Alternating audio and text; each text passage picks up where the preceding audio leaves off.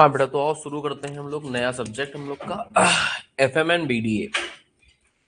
इस सब्जेक्ट के अंदर देख रहे हो कि दो पार्ट है। तो जो एफएम का पार्ट है वो प्रैक्टिकल पार्ट है और जो बीडीए का पार्ट है वो थ्योरेटिकल पार्ट है। लेकिन बीडीए का वेट देखो कितना है, 20%। तो मतलब पास आदमी एफएम पढ़ के ही हो पाएगा, समझ लो। खाली बीडीए पढ़ के कितना ही नंबर पा पाएगा। तो पहले इसलिए हम लोग को एफएम पढ़ेंगे, फिर थ्योरी वाला पोर्शन पढ़ेंगे।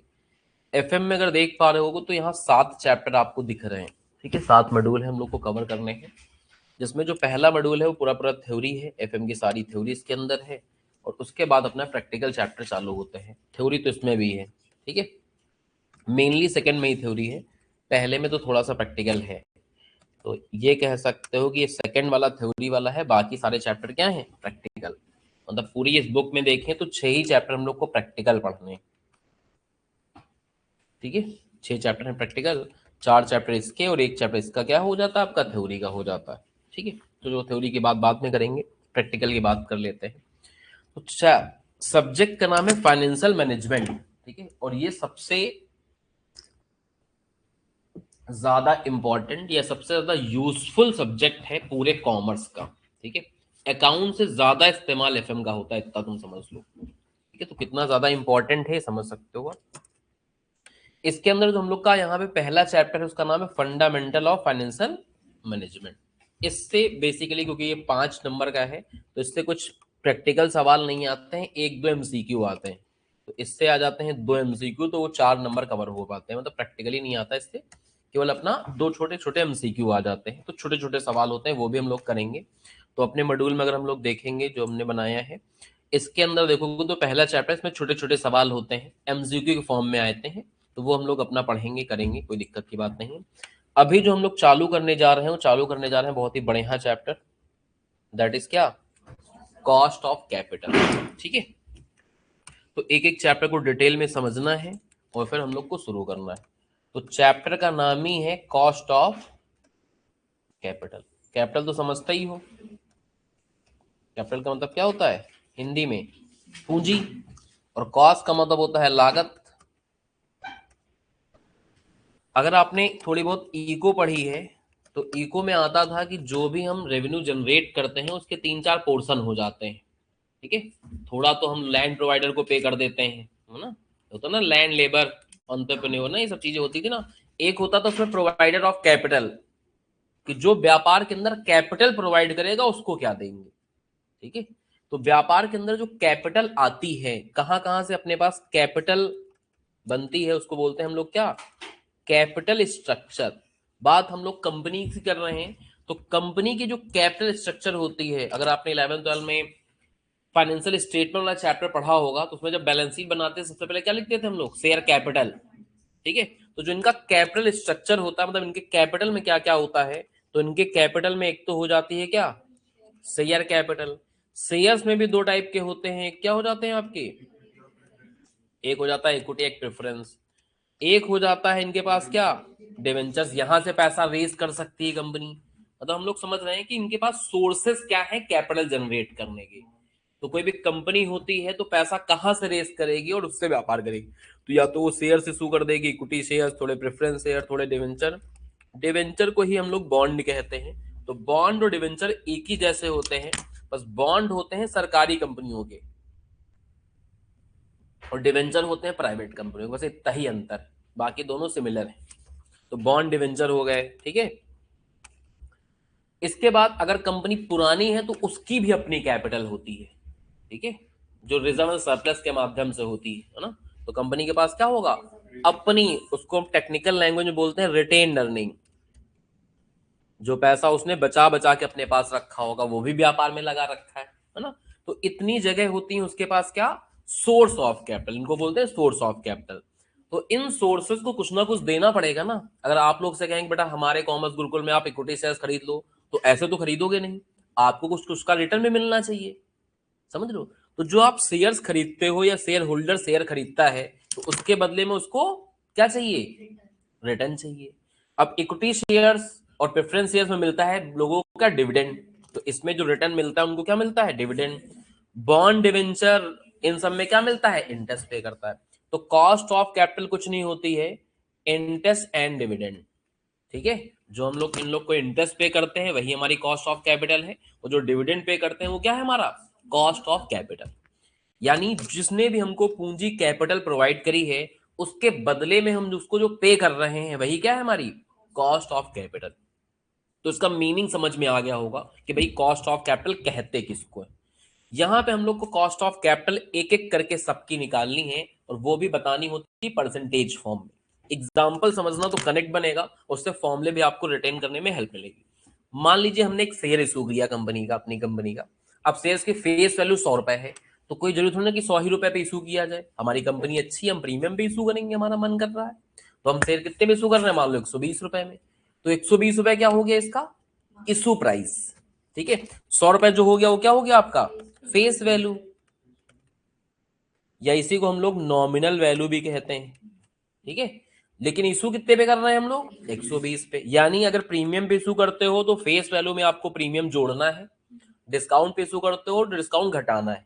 इसके बाद जो नया प्राइस निकल के आएगा उसको क्या बोलेंगे इशू प्राइस, किस पे हम इशू कर रहे हैं। तो लेट्स से मान लीजिए हम अपना शेयर कितने पे इशू कर रहे हैं 120 रुपए पे, लेकिन फिर भी अपने पास 120 रुपए नहीं आएंगे,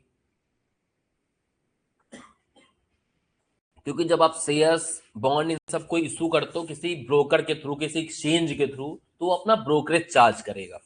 क्या हमारा काम थोड़ी ना कि तुम्हारे शेयर्स बिकवाए तुम्हें 120 रुपए ला के देते हैं, हम क्या करेंगे, तो वो क्या करेगा अपना थोड़ी सी ब्रोकरेज या कमीशन लेगा।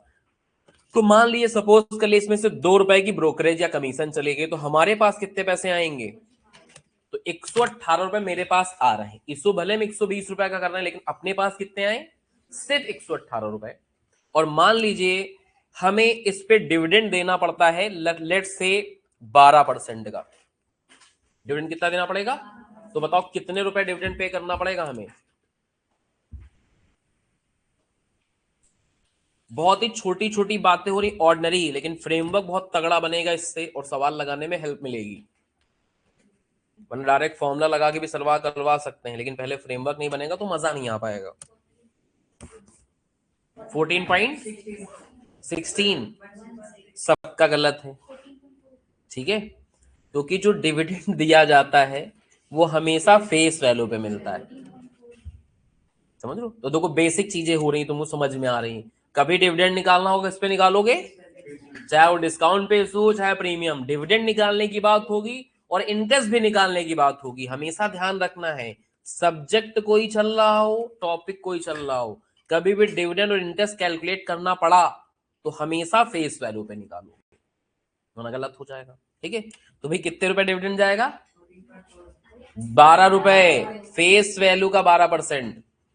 फेस वैल्यू कितनी है 100 रुपए, इसका 12% करो कितना 12 रुपए। अब इसको परसेंटेज में लिया हो, हमें 118 रुपए मिल रहे हैं कैपिटल के फॉर्म में, और हमें 12 रुपए इसका डिविडेंड पे करना पड़ा। परसेंटेज निकाल लो, 12 डिवाइड बाई 118 इंटू, तो ये आ गई कॉस्ट ऑफ इक्विटी शेयर्स। समझ रहे हो ये क्या आ गया है, जो भी शेयर्स हैं इक्विटी है, इक्विटी का कर लो, प्रेफरेंस है अगर एग्जांपल में तो प्रेफरेंस हो जाएंगे। तो सिंपली ये मतलब होता है कॉस्ट ऑफ कैपिटल का। तो मीनिंग समझाने के लिए एक एग्जांपल बना के आपको समझा दिया, जिससे आपको समझ में आए कि जो आंसर के परसेंटेज निकलेंगे वो कहलाएंगे क्या, उनका अर्थ क्या हो रहा है। यानी कंपनी को इक्विटी से, मान लो ये सपोज कर लो प्रेफरेंस शेयर थे, यानी प्रेफरेंस शेयर्स पे पैसा लेने में उनको लगभग लगभग 10.18 निकला था ना, कितना निकला था यहाँ पे 17, लगभग 10.17% का पे ऑफ करना पड़ता है। यही जो हम पे कर रहे हैं एज अ कंपनी वो मेरे लिए कॉस्ट ऑफ कैपिटल है, और यही शेयर होल्डर्स के लिए समझो तो उसका वो रिटर्न है। तो दोनों बातें सेम है। अगर कहता है रिटर्न निकालो शेयर होल्डर्स का तब भी वही चीज हम निकालेंगे, और या कहता है कंपनी की कॉस्ट ऑफ कैपिटल निकालो सेम चीज निकालेंगे। एग्जाम्पल समझ में आ गया, चलो बात करते हैं। अब जैसे हमने बताया था कि भैया जो इसके सोर्स ऑफ कैपिटल है उसमें आपका क्या होगा इक्विटी शेयर्स ना, प्रेफरेंस शेयर्स, डिवेंचर, बॉन्ड, और भी होते हैं सोर्सेस। कोई कंपनी चाहे तो लोन ले सकती है बैंक से, ठीक है, और अगर पुरानी दुरानी कंपनी होगी तो उसके पास अपनी भी अर्निंग होगी, रिटेन अर्निंग। तो इन सबकी कॉस्ट ऑफ कैपिटल अलग तरीके से निकाली जाती है। तो जब इक्विटी शेयर्स की कॉस्ट ऑफ कैपिटल निकालेंगे तो उसको कहेंगे कॉस्ट ऑफ इक्विटी कैपिटल। इसकी निकालेंगे तो क्या बोलेंगे, cost of preference capital, cost of debenture, cost of bond, cost of loan, cost of retainer. तो ऐसे करके इन पांचों की मुझे कॉस्ट निकालनी है। सबसे पहला प्रोसीजर हो जाएगा इस चैप्टर में, जो भी हम लोग सीखेंगे, चिंता की कोई बात नहीं। ठीक है, जब इनकी निकल जाएगी कॉस्ट, तो फिर एक और निकालते हैं जिसको बोलते हैं WACC, that is called weighted average cost of capital, या इसका दूसरा नाम है ओवरऑल कॉस्ट ऑफ कैपिटल। ठीक है, दो नाम हो गए इसके, क्या क्या, एक हो गया,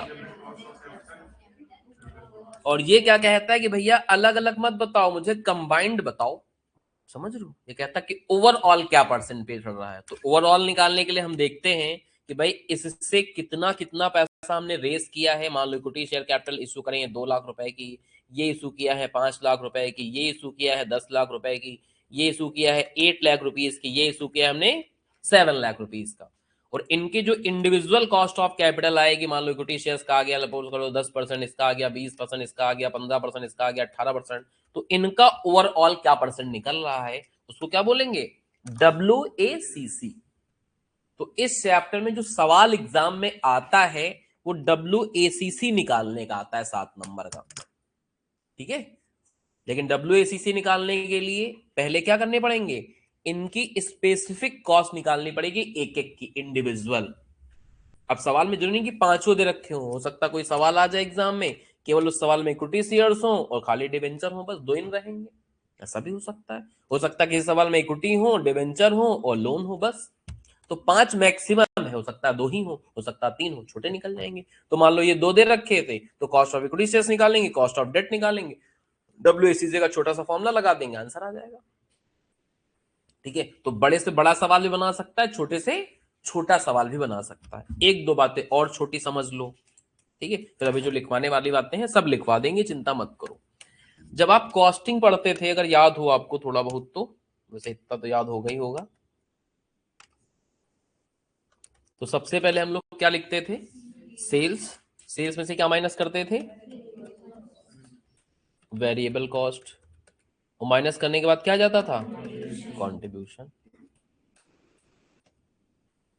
और कंट्रीब्यूशन में से क्या माइनस करते थे, फिक्स कॉस्ट। क्या आता था, बस ये जो प्रॉफिट आता है उसको यहाँ प्रॉफिट ना कह के EBIT कहते हैं। क्या कहते हैं, अभी फुल फॉर्म लिखवा देंगे, earning before interest and tax. Earning before interest and tax, इसका मतलब हुआ कि सारे खर्च तो घट गए हैं, अभी हमने इंटरेस्ट नहीं माइनस किया है, और अभी हमने, तो EBIT निकालने के बाद माइनस होता है इंटरेस्ट। ये इंटरेस्ट किस चीज का है, वही डिवेंचर, बॉन्ड और लोन का। इन्हीं डिवेंचर्स को, इन्हीं बॉन्ड को और इन्हीं लोन को, जो भी हम लोग पढ़ेंगे फाइनेंशियल स्टेटमेंट, तो इनको बोलते हैं लॉन्ग टर्म बोरोइंग्स, अगर याद आ रहा हो आपको। तो इसमें इन्हीं सबको क्या कहा जाता था, लॉन्ग टर्म बोरोइंग्स। एक दूसरे से कनेक्ट होता है भाई चैप्टर, समझ रहे हो। तो जो कॉर्पोरेट अकाउंटिंग पढ़ेंगे तो उसमें नाम बताए जाएंगे कि लॉन्ग टर्म बोरोइंग में ये आते हैं। तो जो इंटरेस्ट पे करते हैं वो किसमें पे करते हैं हम लोग, long term, long term debt बोलो या लॉन्ग टर्म बोरोइंग बोलो, एक ही बात होती। ठीक है, तो यहां interest on long term debt, इनको माइनस कर देंगे। ठीक है, इनको माइनस कर देंगे तो आ जाता है क्या हमारा, PBT, यानी प्रॉफिट बिफोर टैक्स। और प्रॉफिट बिफोर टैक्स के बाद इसमें से क्या माइनस कर देंगे हम लोग, टैक्स। तो आ जाता है क्या, प्रॉफिट आफ्टर टैक्स, यानी कि पैट। कहानी भी खत्म नहीं हुई, कहानी और आगे है। अब देखो बेटा, डिवेंचर्स होल्डर्स को, बॉन्ड को और लोन का इंटरेस्ट तो आपने यहां माइनस कर दिया है। अभी कैपिटल प्रोवाइडर और भी हैं आपकी कंपनी में, इक्विटी शेयर्स वाले भी हैं, और ठीक है। तो पहले देखो इस सिस्टम के आधार पे आपने क्या समझा यहाँ पे, कि पहले मैं लोन का इंटरेस्ट पे करता हूं जब प्रॉफिट होगा तो, ठीक है, और डिवेंचर्स का इंटरेस्ट पे करता हूं और बॉन्ड का इंटरेस्ट पे करता हूं। ठीक है, इसके बाद अपना टैक्स गवर्नमेंट के चले जाते हैं। टैक्स बैठने के बाद अगर पैसे हैं तो फिर यहां से जाएगा क्या, प्रेफरेंस शेयर होल्डर वालों का डिविडेंड। प्रेफरेंस शेयर होल्डर्स का डिविडेंड बांटने के बाद जो पैसा बचता है इसको बोलते हैं इक्विटी अर्निंग। शॉर्टकट में बोलते हैं इक्विटी अर्निंग, और अगर पूरे तरीके से इसको लिखें तो नाम बड़ा हो जाएगा, इसको बोलते हैं earning available to equity share holder.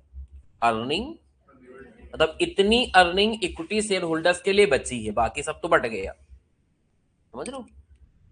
Earning available to equity share holder, shortcut में क्या बोलते हैं इसको, इक्विटी अर्निंग। इस इक्विटी अर्निंग को मतलब ये सारी इक्विटी जितने भी शेयर्स थे कंपनी में सब ने मिला के इतना पैसा कमाया, उनकी वजह से इतनी कमाई हुई कंपनी में, सब खर्चे काटने के बाद, तो यही सब में बट जाता है, देते नहीं है, पर शेयर निकालते हैं। यानी अगर इक्विटी अर्निंग को ही डिवाइड कर दें किससे, हम किससे, नंबर ऑफ इक्विटी शेयर्स से, तो यहां पे एक चीज आ जाती है जिसको बोलते हैं अर्निंग पर शेयर, जिसके बारे में आपने सुना होगा। अर्निंग पर शेयर वर्ड तो पहली बार नहीं सुन रहे होंगे ना, ईपीएस ईपीएस चिल्लाते रही, तो वही है ईपीएस। तो इससे आप ईपीएस कैसे निकालोगे ये पता चल रहा है, तो इतना लंबा स्टेटमेंट बनता है और इससे जाके ईपीएस निकालता है। ईपीएस का अर्थ क्या हो रहा है हमारा, कि कंपनी एक शेयर्स के बदले में कितना पैसा कमा रही है स्वयं, जरूरी नहीं कि इतना बांट भी दें, समझ लो, क्योंकि सबको तो दे चुके हैं। इक्विटी शेयर होल्डर्स ही मालिक होता है कंपनी का, उसका भी पैसा अगर सारा दे देंगे तो कंपनी की ग्रोथ ही नहीं हो पाएगी। एग्जांपल समझना, मान ली कोई छोटा दुकानदार है, एकदम छोटा दुकानदार, ठीक है, रोज 1,000 रुपए की सब्जी लाता है, बेच डालता है शाम तक, तो 1,000 की सब्जी मान लो 500 रुपए उसको बचते हैं, तो 2500 रुपए कमा रहा है। अब अगर मान लो 500 रुपए आज कमाए और पूरे 500 खर्चा कर दिए, तो उसकी कैपिटल तो फिर 1,000 रह जाएगी। अगले दिन फिर 1,000 की सब्जी लाएगा, फिर 2500 बचेंगे, फिर 500 खर्चा कर देगा, फिर 1,000 की सब्जी लाएगा, तो क्या उसकी तरक्की या ग्रोथ हो पाएगी उसके व्यापार की? नहीं। तरक्की ग्रोथ करने के लिए क्या है कि अगर उसने आज 500 रुपए कमाए हैं तो खर्च करे 100 रुपए, 400 रुपए और व्यापार में लगाए, समझ रहे हो। यानी पूरी अगर हम अर्निंग विदड्रॉ कर लेंगे तो फिर कंपनी की शेयर कैपिटल तो उतनी ही रहेगी, कंपनी के पास उतने रिसोर्सेज रहेंगे, तो कंपनी बड़ी कैसे बनेगी।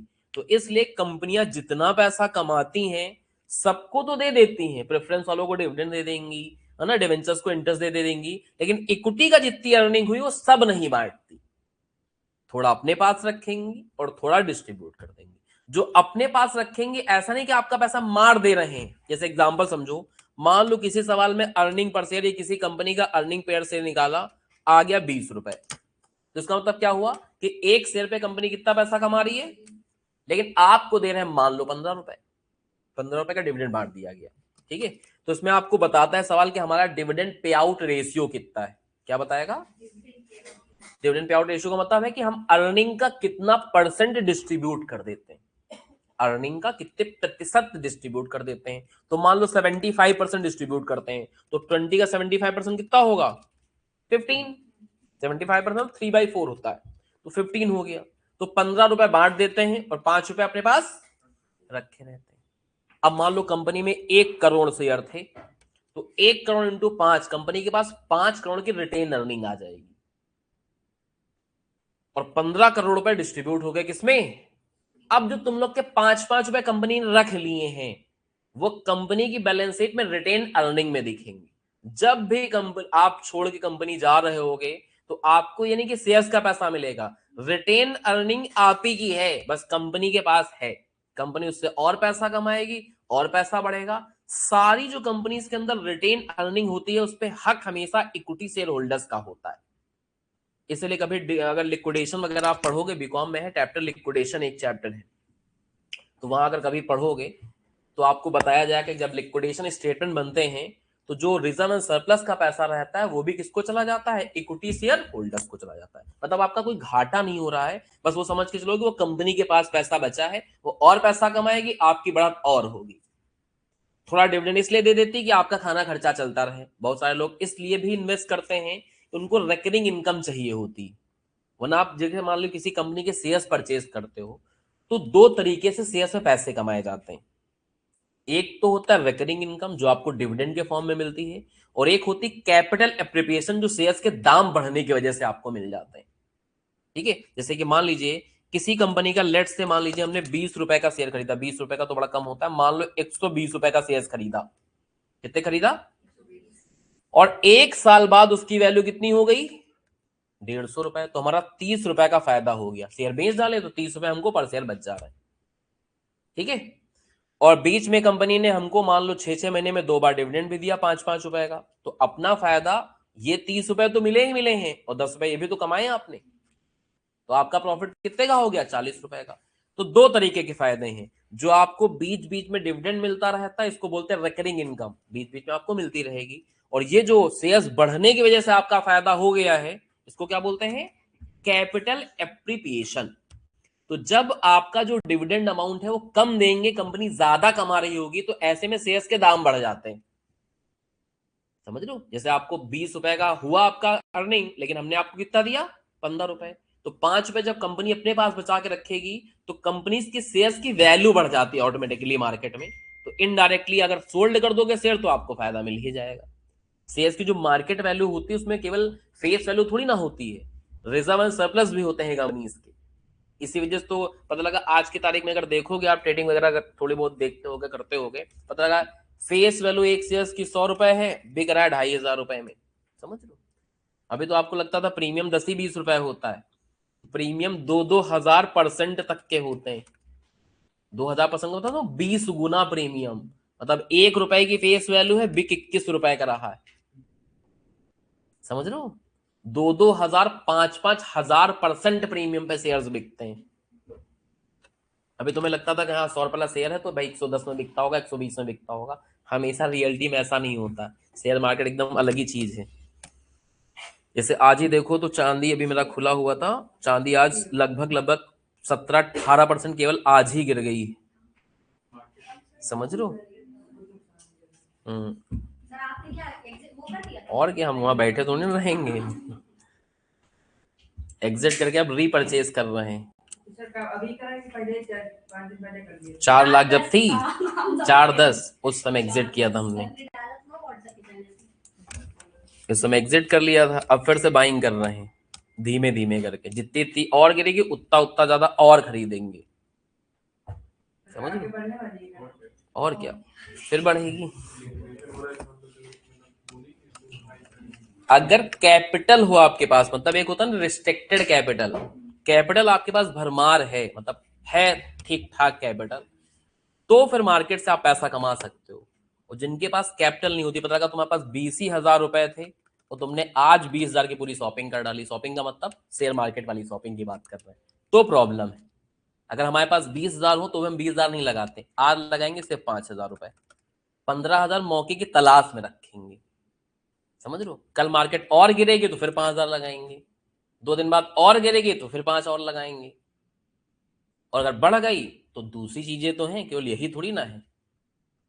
समझ लो, सिल्वर पे लगाओ, कॉपर पे लगाओ, गोल्ड पे लगाओ, शेयर्स होते हैं उनके पे लगाओ, पैसे बनते हैं आराम से धीमे धीमे करके। वो तो को अपने पास इतना टाइम नहीं, क्योंकि सुबह पढ़ाते रहते हैं, वरना अपना टाइम निकालें तो अपना, नहीं तो अपना 5-10 हजार रुपये डेली के अंदर कर सकते हैं आराम से। वो भी कैपिटल लगानी पड़ेगी, 3-4-5 लाख रुपए का बजट बनाना पड़ेगा, रखो अपना। तो 5 लाख रुपए मान लो आप लगा दियो इसमें, और आपके 5 हजार रुपये डेली बन रहे हैं, तो क्या बुरा है भाई, महीने भर में 1.5 लाख कमाओगे आराम से। और 5 लाख कहीं भागे थोड़े नहीं जा रहे हो, तो पड़ा ही है, जब चाहो तब निकाल लो। लेकिन हमेशा ऐसा नहीं होगा कि डेली 5 हजार कमा ही रहे हो, किसी दिन हो सकता है 6 हजार कमा लो, किसी दिन हो सकता है 8 हजार कमा लो, किसी दिन हो सकता है 15 हजार का नुकसान भी हो जाए, ऐसा भी हो सकता है। अब उस दिन अटैक वटैक आ गया, 15 के नुकसान में तो निपट गए। समझ, ओवरऑल बेसिस पे देखा जाता है कि महीने में 30 दिन होते हैं, 30 दिन में मान लो अपना 18 दिन हम प्रॉफिट कमाते, 12 दिन लॉस कमाते, तब भी तो ओवरऑल बेनिफिट पे हैं हम। ऐसे आदमी देखता है, ना प्रॉफिट लॉस तो लगा ही रहता है भाई, मार्केट है तो प्रॉफिट लॉस होगा, कोई गुड्स थोड़ी ना बेच रहे हो कि हाँ महंगे दाम में ही बेचेंगे, प्रॉफिट कमाएंगे ही कमाएंगे, लॉस प्रॉफिट सब चलता रहता है। तो एक ये स्टेटमेंट बना लो पहले बेटा, ये काम में आएगा आगे चल के।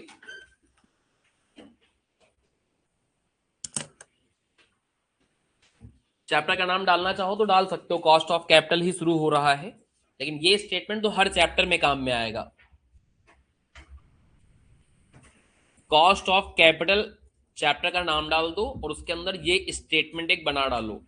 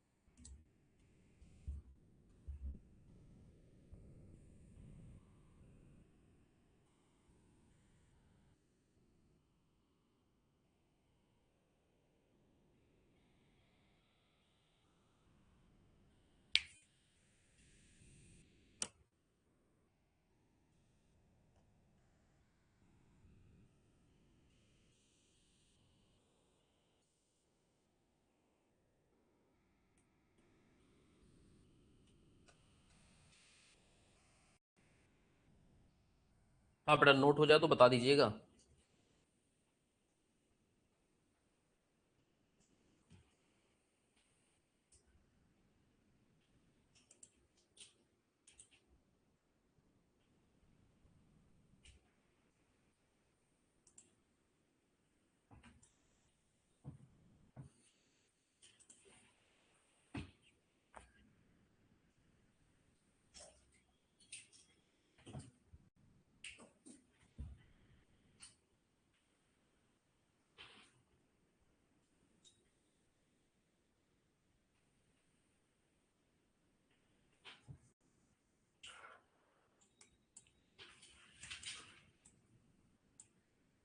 हो गया बेटा, हो गया।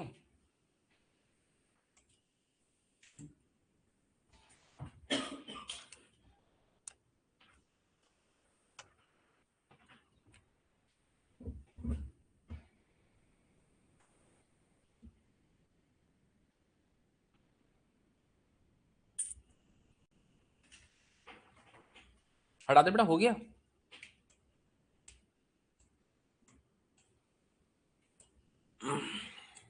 अब जो अभी आपको शेयर मार्केट वाला बता रहे थे, शेयर मार्केट में का जो मेन है, अभी आप एफएम पढ़ रहे हो, फाइनल में आओगे तो पढ़ोगे वहां क्या, उसमें ज्यादा गहराई से दे रखी है। उसमें शेयर मार्केट वाला थोड़ा सा ज्यादा डिटेल में आप समझोगे। यहाँ है हल्का फुल्का पहले चैप्टर में, जो टाइम वैल्यू ऑफ मनी वाला पहला चैप्टर है, उसमें हल्का सा दे रखा है रिस्क एंड रिटर्न, तो थोड़ा बहुत ज्ञान लोगे उसमें। बाकी सब तो शेयर मार्केट वाला आप फाइनल में समझोगे। अभी थोड़े दिन पहले, 5-6 दिन पहले, एक मित्र हैं वहाँ, कहें भाई थोड़ा सा बता दो हमको मार्केट के बारे में, तो हम थोड़ा पैसा लगाना चाहते हैं, जैसे तुमने थोड़े दिन पहले फोन किया था। तुमने कहा भाई कितनी कैपिटल है, तो कहने लगे जानते हो कितनी, हमने कब चले जाएंगे पता भी नहीं लगेगा। समझ लो, 40,000 में कौन सी तुम ट्रेडिंग कर लोगे, कहाँ इन्वेस्ट कर दोगे। हमने कहा 40,000 के लिए शेयर मार्केट नहीं है भाई, या फिर 40,000 लगा के भूल जाओ, कोई काम ना हो तुम्हें इन 40,000 का, तब तो है कि भाई इन्वेस्टिंग करवा दें तुमसे, कि कोई 2-4 बढ़िया प्रीमियम शेयर्स खरीदवा दें, वो कह दे भाई 10 साल के लिए भूल जाओ, तो 40,000 है तो हो सकता है 10 साल बाद 2.5-3-4 लाख रुपए हो जाए। और तुम सोचो कि 40,000 है और अभी 15 दिन के लिए खाली फ्री है, 15 दिन बाद तुमको चाहिए वापस, तो फिर कहाँ कमा लोगे, पता का मार्केट ऊपर नीचे चलेगा तो काम ही लग जाएगा। तुमने कहा छोटे प्लेयर के लिए बनी नहीं है सब, ये सब है बड़े प्लेयर्स के लिए। कम से कम कैपिटल 10 से 15 लाख रुपए हो, तब तो शेयर मार्केट से आदमी पैसे थोड़े बहुत कमा सकता है, रिकरिंग बेसिस पे कि मंथली अपना कुछ कमा रहा है। तो सोचे 40-50 हजार कमा के लगा लेंगे तो काम ही खत्म हो जाएगा। बाकी सबका अपना अपना हिसाब किताब रहता है। जैसे कि मेरा देखो, मेरा म्यूचुअल फंड में जो रिटर्न चल रहा है, कितना चल रहा है इस समय, 22.86% का है। XIRR इसका फुल फॉर्म होता है, extended internal rate of return. Simple समझो, रिटर्न का परसेंटेज, मोटा मोटा समझ लो। तो रिटर्न का ये परसेंटेज होता है ओवरऑल बेसिस पे, कि 22-23% ईयरली बन रहा है पैसा उसमें। तो मान लो 1 लाख इन्वेस्ट होगा, तो 22-23 हजार रुपए मिलेंगे साल भर में प्रॉफिट के नाम पे। किसी का 1 करोड़ इन्वेस्ट होगा तो 22-23 लाख कमा लेगा। समझ लो, तो जितना बड़ा प्लेयर होगा उतना ज्यादा कमा लेगा। सबका अलग अलग होता है, लेकिन रिस्क लेने पड़ते हैं। हमेशा नहीं होगा कि 22% चलेगा, ये कभी कहो 12% आ जाए, कभी कहो 5% चला जाए, कभी कहो -5% चला जाए किसी किसी का। तो किन शेयर्स में इन्वेस्ट किया है, उनकी वैल्यू घट रही है बढ़ रही, सब देखना पड़ता है, बहुत ही एनालिसिस का काम है। इसलिए हम कहते भी हैं कि शेयर मार्केट जुआ खोरी, समझ लो, बस थोड़ा सा सिस्टमेटिक जुआ है। जैसे बहुत लोग मैच में पैसा लगाते होंगे, तुम लोग को भी आइडिया होगा, कोई श्रीलंका पे लगा रहे थे, अभी परसों नरसों मैच हुआ था, है ना, तो किसी ने इंडिया लिया होगा, किसी ने अपना न्यूजीलैंड ले लिया होगा। तो बहुत सारे लोग ऐसे ही तुक्का स्पेकुलेशन करते हैं कि आज लग रहा है इंडिया जीतेगी, आज लग रहा है न्यूजीलैंड बेचेगी। बहुत लोग डिटेल में एनालिसिस करते हैं कि मैच किस पिच पे हो रहा है, इस पिच पे आज तक कितने मैच हुए हैं, कौन सी पहली वाली टीम जीती है, कौन सा सेकंड बैटिंग करने वाली जीती है, आज कौन कौन से प्लेयर्स खेल रहे हैं, कितने फास्ट बॉलर हैं, है ना, कितने स्पिन वाले बॉलर हैं। न्यूजीलैंड की टीम में तो स्पिन वाले बॉलर ज्यादा हैं, और पिच जो है स्पिन वाली है, तो कौन इंडिया ढेर हो जाए। तो ये सब एनालाइज करने के बाद पैसा लगाते हैं।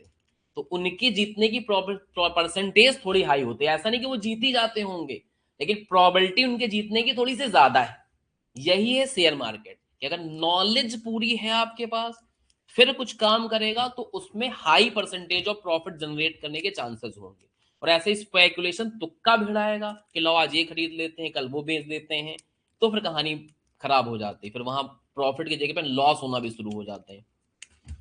तो एग्जाम्पल के तहत आपको बताया कि शेयर मार्केट कैसे चलती है। तो एफएम है भाई, यहाँ देख लो फाइनेंशियल मार्केट, देखो क्या लिखा हुआ है, कौन कौन से इंस्ट्रूमेंट होते हैं, ये सब पढ़ोगे आप धीरे धीरे थ्योरी में।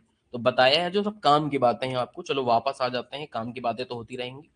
इस पेज में भी थोड़ा सा स्पेस बचा होगा, उसको छोड़ देना, अगले पन्ने पे आ जाओ। उस पेज पे हमें कब लिखना है क्या लिखना बताएंगे आपको, चिंता मत करो। नेक्स्ट पेज पे आ जाओ।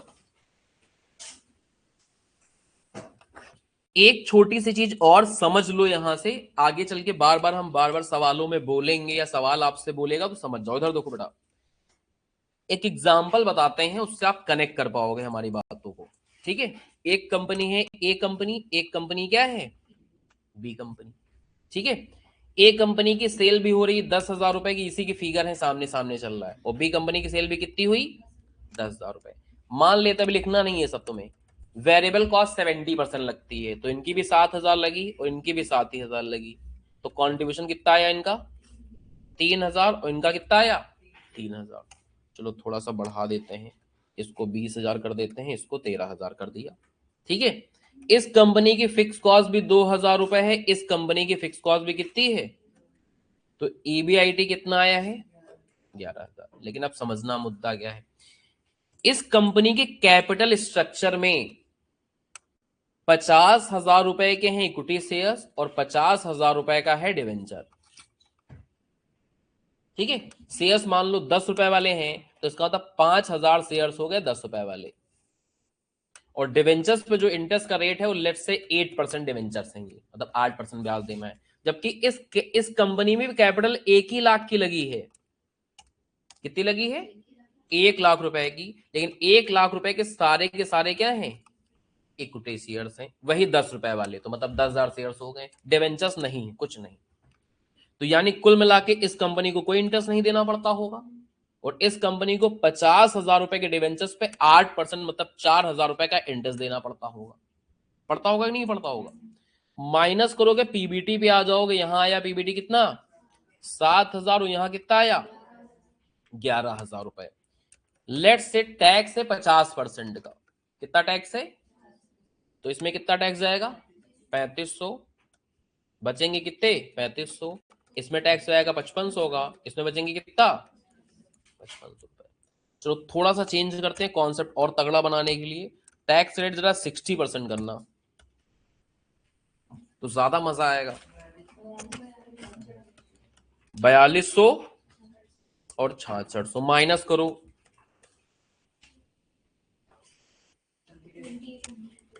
तो यहां का पैट आया आपका 2,800 और यहां पे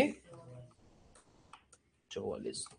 इतना अगर एनालाइज करो तो इनके खर्चे देखो तो 4,000 से कम हुए, इनको इंटरेस्ट कितना नहीं पे करना पड़ा, तो प्रॉफिट तो 4,000 से बढ़ाना चाहिए था। किसी का अगर खर्चा 4,000 से कम लग रहा है तो फायदा तो उसके अंदर, जबकि देखो जो इनका पैट निकल के आया उतने कितने का डिफरेंस है। समझ पा रहे मेरी बात को, मतलब इनका समझ लो तुम कि भैया ये जो है 4,000 रुपए एक्स्ट्रा ज्यादा खर्चा करते हैं, इंटरेस्ट कितना पे करते हैं, तो इसका मतलब इनसे इनका प्रॉफिट 4,000 कम होना चाहिए था। इनको अगर 4,400 बचने तो उनको खाली 400 बचने चाहिए, तो उस हिसाब से बाकी सारी सेल बराबर हो रही है, बाकी सारे खर्चे बराबर हो रहे हैं, लेकिन इसका असर टैक्स पे भी आता है। प्रॉब्लम इस बात की, इसका असर किस पे आता है टैक्स पे आता है। तो इसको हम लोग बोलते हैं टैक्स सेविंग। समझो, जो आप इंटरेस्ट पे करते हो लॉन्ग टर्म बोरिंग पे, वो देखने में तो ज्यादा लगता है, लेकिन इस पे टैक्स की बचत भी हुई। माइनस करो जरा टैक्स के अमाउंट को, समझ लो। तो 4,000 हम भले डिवेंचर होल्डर्स को ब्याज दे रहे हैं, लेकिन उसी की वजह से 2,400 का टैक्स गवर्नमेंट को नहीं देना पड़ रहा। समझ लो, वजह तो वही है ना, क्योंकि ये अगर ना होता तो 11,000 आता, फिर आपका टैक्स कितना जाता 6,600 जाता। तो केवल इसकी वजह से आपको टैक्स में बचत हुई है, कितने की, तो नेट हमारी जो इंटरेस्ट कॉस्ट पड़ रही है वो सिर्फ 1600 रुपए की पड़ रही है।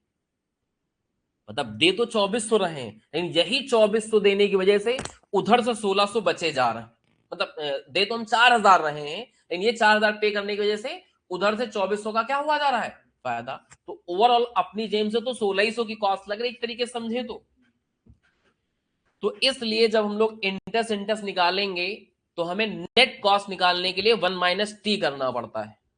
ठीक है, यानी जो 1600 रुपए के आप नेट कॉस्ट निकाले हो, कितने की निकाले हो, वो डायरेक्ट निकाल सकते हैं। इंटरेस्ट पकड़ो कितने का, 4000, और 1 माइनस टैक्स रेट कर दो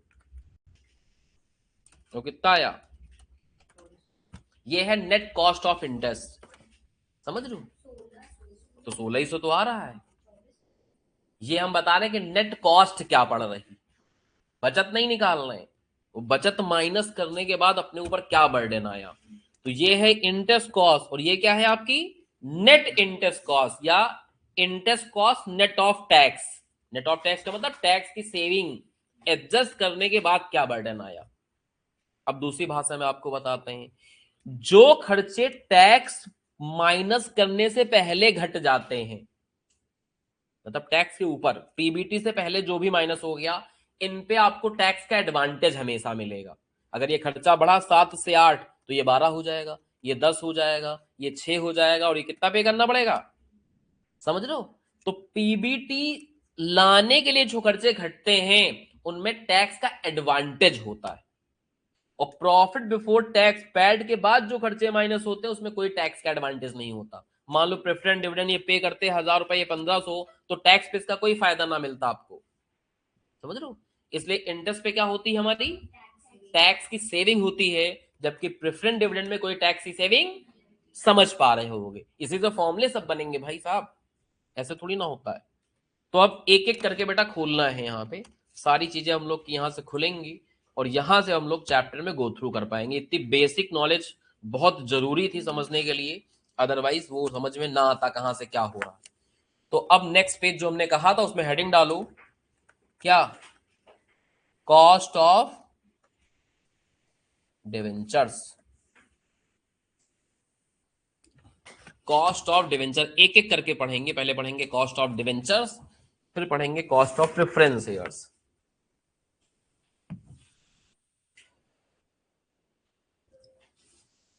ठीक है, अब बचपन में आपने सुना होगा कि डिवेंचर्स भैया 2 टाइप के होते हैं, मतलब होते तो कई टाइप के हैं। आधार होते हैं ना, बेसिस कैसे कैसे तोड़े जाते हैं, है ना, अलग अलग बेसिस पे अलग अलग होता है ना। तो कॉस्ट ऑफ डिवेंचर्स की बात करें अगर हम लोग, तो डिवेंचर्स यहाँ पे 2 तरीके कहे जाएंगे, एक होते हैं रिडीमेबल और एक होते हैं, क्या अर्थ होता है इसका कुछ बता सकते हो। वैसे ये सब पढ़ा होगा 11th 12 में, ये तो पढ़ा ही होगा रिडीमेबल इनरिडीमेबल, आगे पढ़ाओ चाहे ना पढ़ाओ अलग की बात है, ये तो कम से कम सबको पता ही होगा रिडीमेबल क्या होते हैं और रिडीमेबल क्या होते हैं। रिडीमेबल वाले जो डिवेंचर्स होते हैं उनको एक डेफिनेट टाइम पीरियड के बाद रीपेमेंट करना मैंडेटरी हो जाता है कंपनीज के लिए, जबकि इररिडीमेबल में मैंडेटरी नहीं होता, मन करे तो कंपनी पे कर दे, मन करे तो ना पे करे भी चलने दे। ठीक है, लेकिन जो रिडीमेबल होते हैं उनको एक सेट पीरियड ऑफ टाइम के बाद कंपनी को उन डिवेंचर्स को वापस लेना पड़ता है, और उनका जो पैसा होता है डिवेंचर होल्डर को पे ऑफ करना पड़ता है। ठीक है, तो जो रिडीमेबल डिवेंचर्स हैं उनका तरीका अलग होता है, और जो इररिडीमेबल डिवेंचर होते हैं उनका तरीका, तो इसके अंदर अब 2 आ जाएंगे। अभी हम लोग ये पहला पढ़ रहे हैं, मतलब कॉस्ट ऑफ डिवेंचर्स पढ़ रहे हैं। अब इसके अंदर 1 पहला क्या आ जाएगा, cost of irredeemable debenture, cost of irredeemable debentures. Cost of debentures को केडी से डिनोट किया जाता है, के का मतलब यहां कॉस्ट है। कॉस्ट ऑफ डिवेंचर्स किससे डिनोट करेंगे हम लोग, केडी से।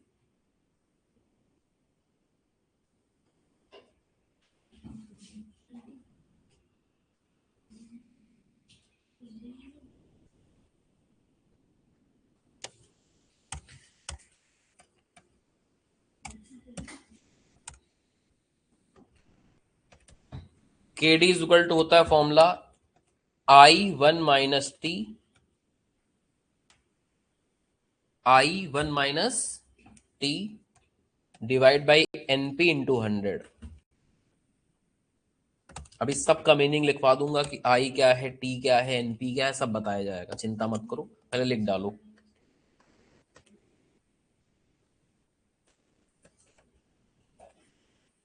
एनपी क्या बता रही है? नेट प्रॉफिट बता रही है ना, कॉस्ट ऑफ रिडीमेबल डिवेंचर।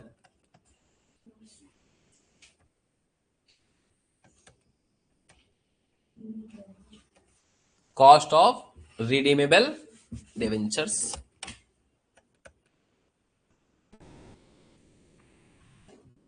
इसका फॉर्मूला होता है interest 1 minus T plus RV minus NP divide by N और whole divided by RV plus NP divide by 2 और इंटू 100। यहां पे थोड़ा सा बड़ा हो गया फॉर्मूला, लेकिन कोई बात नहीं।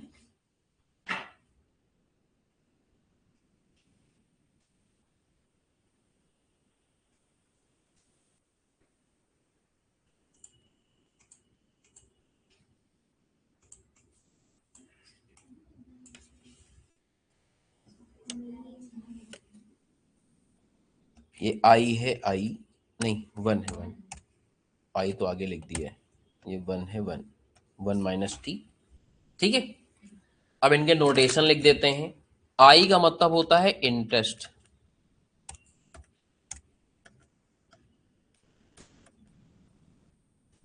इंटरेस्ट पर डिवेंचर,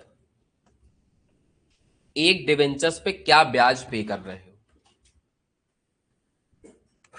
ठीक है, और इंटरेस्ट हमेशा किस पे निकाला जाएगा? फेस वैल्यू पे, पता है ना। तो ये कैसे निकलेगा? फेस वैल्यू जो रहेगी इनटू क्या कर दोगे? इंटरेस्ट का परसेंटेज, जितना भी बोलेगा सवाल। टी का मतलब होता है टैक्स रेट। क्या मतलब होता है? टैक्स रेट जो लिखा जाएगा पूरे एफएम में, वो डेसिमल में लिखा जाएगा। मतलब 50% बोलेगा तो 0.50, 60 बोलेगा तो 0.60। ठीक है, तो इसको हमें किस में लिखना पड़ेगा? In decimal. यानी कि वही 50 लिख दे, एक माइनस 50 कर देगा, माइनस का 49 आ जाएगा, तो गड़बड़ा आ जाएगा हिसाब किताब। एनपी होता है नेट प्रोसीड। एनपी क्या होता है? Net proceeds.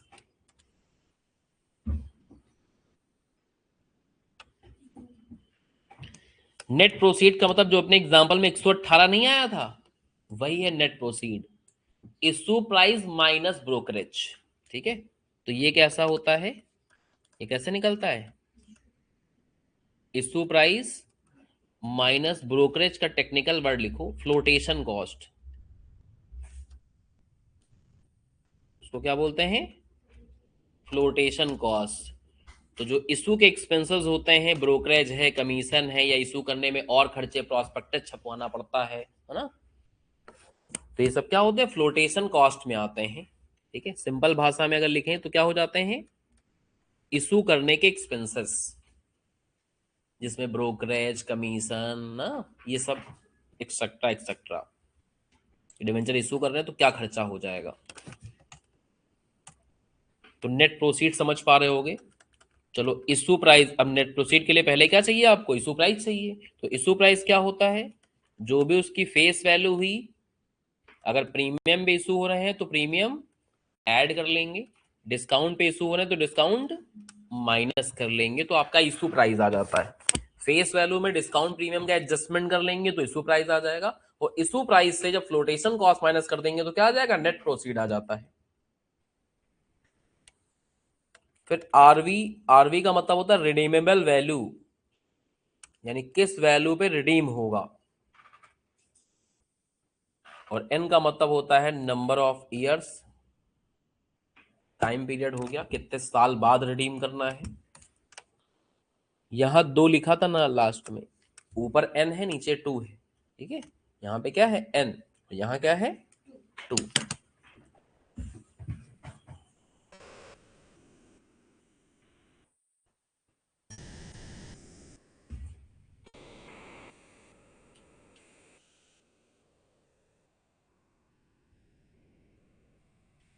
ठीक है, समझ गए।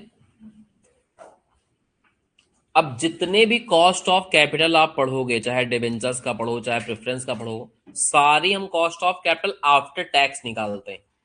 सारी जो कॉस्ट ऑफ कैपिटल कैसे निकलती है, कभी कभी सवाल कहेगा कि नहीं बेटा cost of debenture before tax भी बताओ, तो सारे फॉर्मूले जो हम लोग लिख रहे हैं वो आफ्टर टैक्स वाले लिख रहे हैं। बिफोर टैक्स में कैसे कन्वर्ट करोगे वो बताएंगे, लेकिन पांचों होने के बाद, क्योंकि उसका पांचों का फॉर्मूला एक ही जैसा है, तो 5 बार लिखने से अच्छा जब पांचों लिख चुके होंगे, cost of debenture cost of preference सारा लिख चुके होंगे, तो एक फॉर्मूला लिखवा देंगे, वरना 5 बार लिखोगे फायदा क्या है उसका। ठीक है, तो लास्ट में लिखवा दूंगा, चिंता मत करो। तो ये है बेटा इसके फॉर्मूले, फॉर्मूले के लॉजिक हम आपको एक्सप्लेन कर रहे थे कि यहां हम लोग लिखते हैं इंटरेस्ट कितना पे कर रहे हैं, जैसे इस सवाल में देखो तो मान लो, ठीक है। अब एक चीज और समझना, कभी कभी आपको बताएगा कि हम 1,000 डिवेंचर इशू कर रहे हैं, 15,000 डिवेंचर इशू कर रहे हैं, तो या तो आप हर चीज को पर डिवेंचर लेके चलो, या तो हर चीज को टोटल फॉर्म में लेके चलो। मान लीजिए हमारी कंपनी ने 1,000 डिवेंचर इशू किया 100 रुपए वाले, तो इंटरेस्ट अगर निकालना है तो या तो एक डिवेंचर्स का लिखो, तो नेट प्रोसीड भी एक ही की लिखना, इंटरेस्ट सारे का लिख रहे हो तो नेट प्रोसीड भी सारे की लिखो, बराबर रहेगा भाई हिसाब किताब। ऐसा ना हो कि इंटरेस्ट आप सारे डिवेंचर का लिख रहे हो और नेट प्रोसीड तुम खाली एक डिवेंचर का लिख रहे हो, गड़बड़ा जाएगा हिसाब किताब। तो इसमें हम लोग को मतलब पर डिवेंचर ही हर चीज लेके चलनी होती है, उसमें जल्दी लग जाएगा, क्यों इतना मल्टीप्लाई करें हम, हर चीज को 1,000 से मल्टीप्लाई करते फिर, है ना। तो जहां तक कोशिश रहेगी कि जो भी सवाल में अगर डिवेंचर्स वगैरह दे रखे हैं तो उनको इग्नोर करेंगे हम लोग। जैसे यहाँ क्या बोले इसे कि 5,000 डिवेंचर इशू कर रहे हैं, तो तुम 5 करो चाहे 50 करो, उससे हमका मतलब ही नहीं, हम तो पर डिवेंचर लेके अपना सवाल लगा लेंगे। तो नंबर ऑफ डिवेंचर से मतलब नहीं, जैसे यहाँ बोले कितना इशू कर रहे हैं, तो यहाँ 15 लिख दे, 50 लिख दे, 2 करोड़ लिख दे, फर्क नहीं पड़ेगा, क्योंकि हम हर चीज पर डिवेंचर लेके ही ऑलरेडी चल रहे हैं, समझ लो। तो पर डिवेंचर रखने में जल्दी हो जाता है, कैलकुलेशन थोड़ी सी छोटी रहती है, आराम से हो जाता है। तो आओ भाई देखते हैं इसमें पहला सवाल, सबसे पहले फर्स्ट क्वेश्चन, ठीक है। लिखा हुआ है X limited has 10% perpetual debt, debentures को डेट भी बोल देते हैं शॉर्टकट में, परपेचुअल का मतलब जो चलते रहेंगे, तो जो इररिडीमेबल होते हैं उनको परपेचुअल भी कहते हैं, चाहे इररिडीमेबल बोले और चाहे क्या बोले परपेचुअल। अब 3 केस में इनका बताना है तुमको, अगर ये पार पे इशू हुए हों, 1,00,000 के हैं, 1,00,000 पे इशू हुए हों, 1,00,000 के हैं 10% डिस्काउंट मतलब 90,000 पे इशू हुए हों, और 1,00,000 के हैं 10% प्रीमियम मतलब 1,10,000 पे इशू हुए हों, इनकी कॉस्ट ऑफ कैपिटल बतानी है। लेकिन क्या बोला है, before as well as after, तो पहले आफ्टर निकलता है, फिर उसको बिफोर में हम लोग कन्वर्ट करते हैं, ठीक है। पहले आफ्टर निकलेगा, फिर बिफोर में क्या करेंगे, कन्वर्ट करेंगे। जैसा शुरू से आप लोग को बताया गया था कि भैया फॉर्मूले की कॉपी अलग बनाओ और सवाल लगाने वाली कॉपी आप अलग बनाओ, जिससे क्या होगा फॉर्मूले और क्वेश्चन मिक्स नहीं होंगे, नोट्स आपके अलग प्रिपेयर होंगे और सोल्यूशन आपके पास अलग रहेंगे, जिससे रिवीजन करने में काफी हेल्प मिलती। तो वही सिस्टम यहाँ चलेगा, ध्यान रखना। तो यहाँ हम पहले सवाल का सोल्यूशन लिख रहे हैं, तो हमें आफ्टर टैक्स हम पहले निकालते हैं, तो यहां निकाल लेंगे पहले क्या आफ्टर टैक्स, और बाद में उनको बिफोर टैक्स क्या कर लेंगे हम लोग कन्वर्ट कर लेंगे, ठीक है। पहले आफ्टर टैक्स निकाल लेंगे और फिर बिफोर टैक्स उनको कन्वर्ट कर लेंगे, 3 अलग अलग केसेस में। अब चाहे तुम्हारा मन करे आफ्टर टैक्स बिफोर टैक्स इधर लिखो और इनके जो 3 केस हैं उनको ऊपर लिख लो, जैसा तुम्हारा मन करे, उसमें फर्क नहीं पड़ता। ये फर्स्ट केस हो जाएगा, ये सेकंड केस हो जाएगा, कोई थर्ड केस हो जाएगा, यहाँ आफ्टर बिफोर लिख ले, कोई आफ्टर बिफोर यहाँ लिखेगा तो यहाँ 1 2 3 केस बन जाए, कुछ फर्क थोड़ी ना पड़ेगा, ठीक है। तो पहले हम क्या निकाल रहे हैं, केडी यानी cost of debt after tax, इसका फॉर्मूला लगा दोगे, फॉर्मूला यहीं लिख देते हैं छोटा सा, तो यहाँ पे वैल्यू भर के निकाल देंगे, जल्दी हो जाएगा, सारा काम हो जाएगा। तो फॉर्मूला क्या था, interest 1 minus T divide by net proceed into, ठीक है। इंटरेस्ट हमेशा बताया है कि फेस वैल्यू पे ही लगता है, तो 1,00,000 के हैं और रेट कितना बताया है, तो कितना ब्याज जाएगा 10,000, तो तीनों केस में ब्याज तो 10,000 जाएगा, क्योंकि ब्याज किस पे मिलता है, फेस वैल्यू पे। टैक्स का रेट कितना है 35, यानी 1 minus 0.35, 1 minus 0.35, 1 minus 0.35, divide by net proceed. जब आप पार पे इशू करोगे, बहुत सारे क्वेश्चन में फ्लोटेशन कॉस्ट नहीं दे रखी होती, और अगर सवाल में फ्लोटेशन कॉस्ट नहीं है तो इधर देखो ये नहीं है, तो फिर ऐसे सवालों में इशू प्राइस और नेट प्रोसीड क्या हो जाएगा, सेम ही हो जाएगा। तो यहां आप 1 लाख के डिवेंचर थे, 1 ही लाख में इशू कर रहे थे, यहां 10% डिस्काउंट पे इशू कर रहे थे, मतलब 90 पे, और यहां 110 पे। सॉल्व कर लेंगे, इंटू 100 कर दें, आ जाएगा इनका आंसर।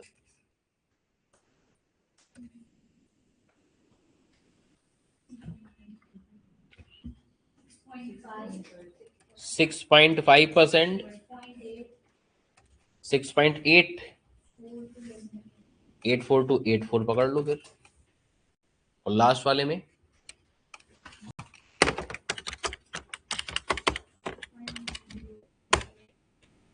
5.91 अप्रोक्सीमेटली। ठीक है, ये क्या आ गया आपके, cost of debt after tax.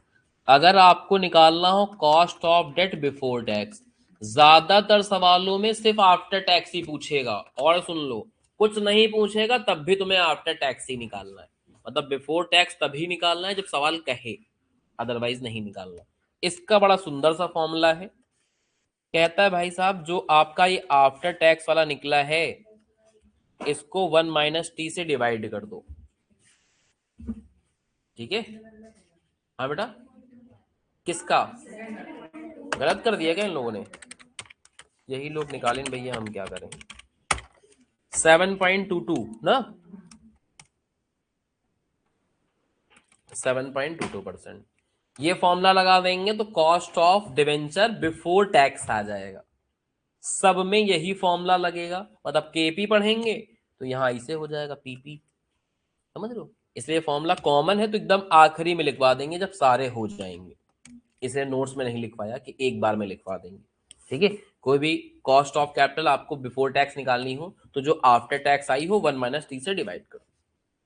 तो यहां आया है क्या आपका 6.5, और इसको 1 - t से डिवाइड कर दोगे, सॉल्व कर लोगे तो ये कितना आ जाएगा 10%। परसेंटेज में लिखा तो परसेंटेज में ही आएगा, कॉमन सेंस है। 7.22 1 - 0.35 कितना 11.11%, और यहाँ 5.91 डिवाइड बाई 1 - 0.35 9.09%। ठीक है, खत्म हो गया, क्वेश्चन कंप्लीट हो गया। समझ गए बेटा, चलो नोट करा लो फटाफट, छोटा सा नन्ना मुन्ना सवाल है ये। इस चैप्टर जो आप कॉस्ट ऑफ कैपिटल पढ़ रहे हो, इससे एक 7 नंबर का सेट सवाल है, आता ही आता है, और एक एमसीक्यू भी आता ही आता है 2 नंबर का। तो मतलब ये टॉपिक आपको 9 नंबर दे के जाएगा एग्जाम के अंदर, और कभी कभी एग्जामिनर मेहरबान हो जाता है तो 7-7 नंबर के 2 सवाल पूछ लेता है।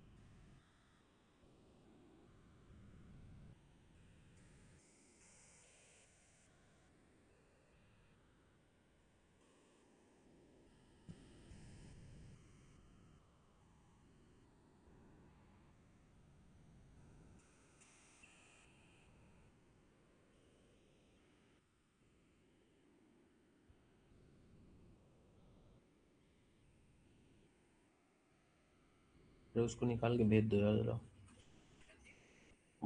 भेज दो उसको, सेट एक। हाँ हाँ हाँ, भेज दो फटाफट।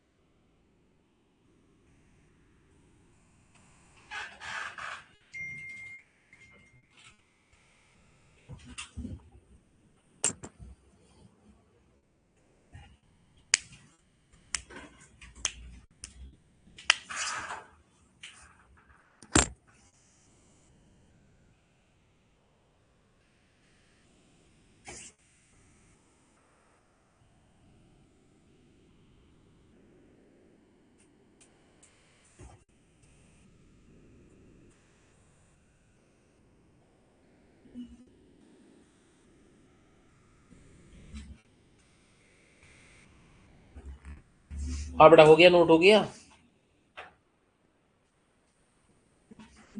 आगे कराया जाए।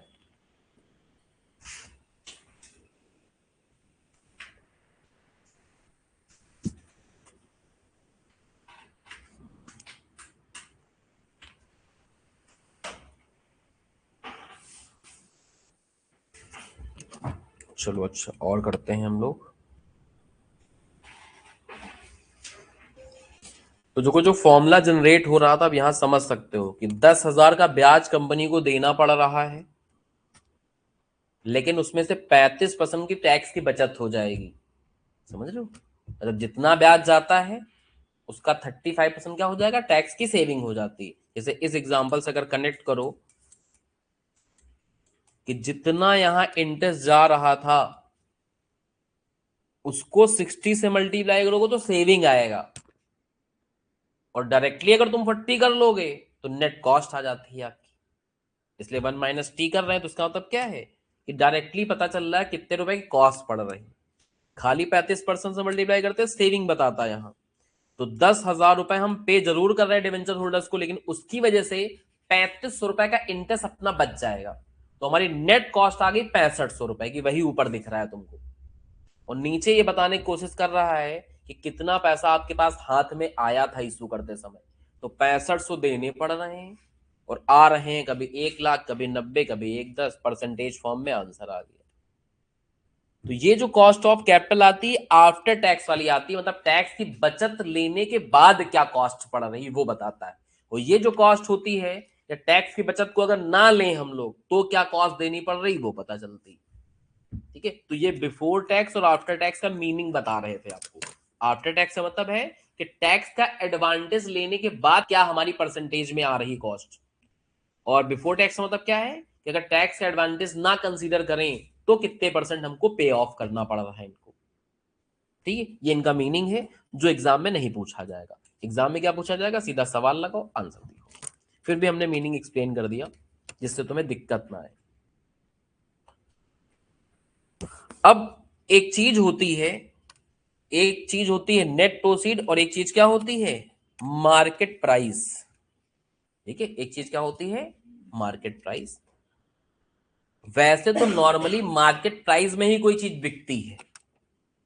नॉर्मली क्या होता है, मार्केट प्राइस पे ही कोई चीज बिकती है। लेकिन अपने इंस्टीट्यूट में लिखा हुआ है कि अगर सवाल में नेट प्रोसीड और मार्केट प्राइस दोनों दे रखे हों डिवेंचर और बॉन्ड के सवालों में, तो मार्केट प्राइस को हम लोग यूज करेंगे किसके लिए, कॉस्ट ऑफ डिवेंचर्स के लिए। तो डिवेंचर्स के सवालों में याद रखना पड़ेगा, अगर सवाल मार्केट प्राइस दे दे तो जहां जहां नेट प्रोसीड लिखा उसको काट कूट के क्या कर देंगे, मार्केट प्राइस। ठीक है, तो और नोट लिख लेते हैं एक छोटा सा। तो जहां आपने नोट्स बनाए थे वहीं लिख लो। if market price is given in question, if market price is given in question, क्या बोला, if market price is given in question, then use market price in place of net proceed। तो फिर ऐसे सवालों में हम लोग मार्केट प्राइस का इस्तेमाल करेंगे नेट प्रोसीड की जगह पे, चाहे वो रिडीमेबल वाला हो चाहे वो इरिडीमेबल वाला हो। तो अगर मार्केट प्राइस दे रखा है तो मार्केट प्राइस को प्रेफर करेंगे हम लोग, नेट प्रोसीड को इग्नोर करेंगे।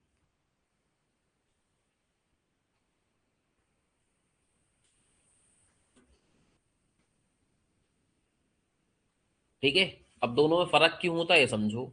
क्योंकि देखो नेट प्रोसीड तब आपको पता चलेगी जब आप प्रैक्टिकली शेयर इशू करो और आपके पास पैसे आए। लेकिन शेयर्स के दाम तो पल पल घटते बढ़ते रहते हैं।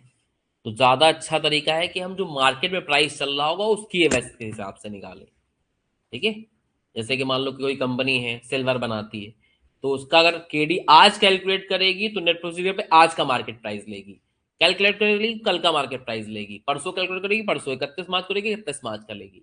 तो जिनके मार्केट प्राइसेस में बहुत ज्यादा अंतर होता रहता है वो लोग नेट प्रोसीड की जगह पे किसका इस्तेमाल करते हैं।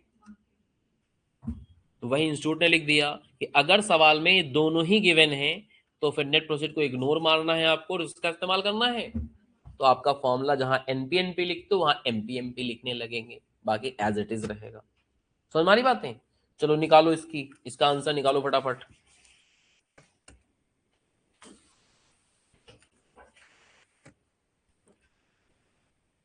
कह रहा 100 रुपए की वैल्यू का डिवेंचर्स है, ठीक है, और इसका मार्केट प्राइस कितना दे दिया है, 95 रुपीज।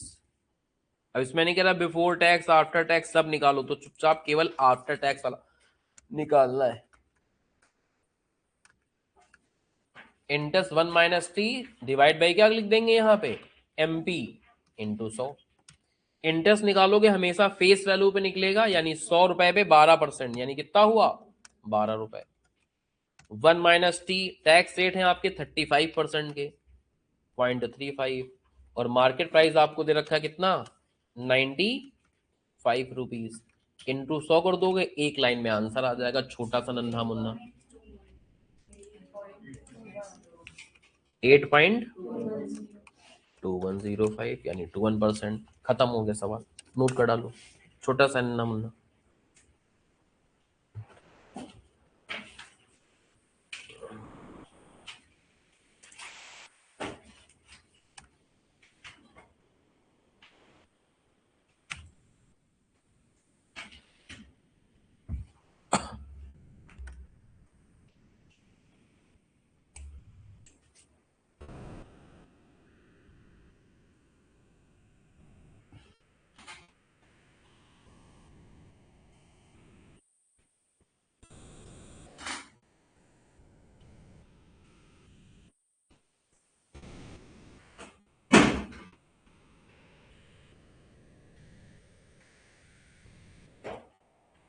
देख लिया बेटा, एक लाइन का तो था, इसमें कितना टाइम लगाओगे।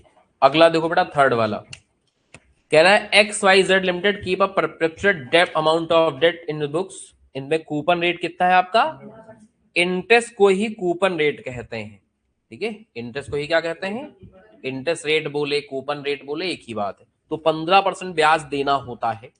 डेट सेल हो रहे हैं मार्केट में, मार्केट प्राइस पे। कॉस्ट ऑफ डेट बताना है अगर 35% टैक्स दिया जा रहा है, फिर आपको कॉस्ट ऑफ डेट बताना है अगर 5% प्रीमियम में बेचा जाए, फिर कॉस्ट ऑफ डेट बताना है अगर 5% डिस्काउंट में बेचा जाए। मतलब 3 केस में बताना है, एक तो नॉर्मल फेस वैल्यू पे बिके, एक है डिस्काउंट पे, और एक है किस पे, प्रीमियम पे। तो 3 केस में बता देंगे। एक नॉर्मल केस हो गया जहां पे आपका फॉर्मूला सब में वही लगेगा, interest 1 minus T divide by net proceed into 100, ठीक है। फिर इसी में एक ए केस आएगा, एक बी केस आएगा, सब में ही फॉर्मूला अल्टीमेटली यही लगेगा। जो फर्क आएगा वो तीनों में किस में आएगा, नेट प्रोसीड में आ जाएगा। इंटरेस्ट हमेशा फेस वैल्यू पे निकालते हैं, तुम लोग को पता है। अब यहां देखो सवाल में दे रखा कि फेस वैल्यू क्या है, कुछ बताया। तो हमेशा ध्यान रखो डिवेंचर बॉन्ड में फेस वैल्यू 100 ली जाती है और इक्विटी शेयर्स में 10 ली जाती है, अगर सवाल कहीं कुछ ना बताए तो ये ज्ञान भी हर एक सब्जेक्ट में लागू होता है, ठीक है, कि इक्विटी शेयर्स में फेस वैल्यू कुछ ना बताए तो 10 रुपए प्रेज्यूम की जाती है, debenture bond preference share in सब में 100 प्रेज्यूम की जाती है। इस पे कोई फर्क नहीं पड़ेगा। कोई अगर मान लो 100 की जगह गलती से 10 मान ले तो भी फर्क नहीं पड़ेगा, क्योंकि वो 10 के हिसाब से ब्याज निकालेगा, नीचे 10 के हिसाब से वैल्यू लिखेगा। कोई 100 मानेगा तो ब्याज भी इंटरेस्ट 100 के हिसाब से निकालेगा, नेट प्रोसीड भी 100 के हिसाब से लिखेगा। तो इस बात से आपका जो फाइनल आंसर होगा वो कुछ भी हिट नहीं करेगा, परसेंटेज वाइज आंसर आपका सेम ही आएगा। तो लेट कर लेते हैं कि आपका प्राइस कितना है बेटा, फेस वैल्यू 100 रुपए। तो अगर 100 रुपए का है और 100 ही रुपए में इशू हुआ है तो इस केस में नेट प्रोसीड कितना नीचे आ जाएगा, 100। इस केस में 5% प्रीमियम पे इशू हुआ है मतलब 105, और इस वाले केस में 5% डिस्काउंट पे इशू हुआ है मतलब 90, लेकिन इंटरेस्ट तो 100 पे ही निकलेगा, और 100 का 15% निकालो कितना आ जाएगा, 15 रुपए फेस वैल्यू पे, तो ऊपर आ जाएगा 15, और 1 माइनस टी कर देंगे, टैक्स रेट कितना बताया है 35%, यानी 1 माइनस 0.35, 1 माइनस 0.35, 1 माइनस 0.35, और इंटू कर देंगे भाई साहब 100 और आ जाएगा आंसर।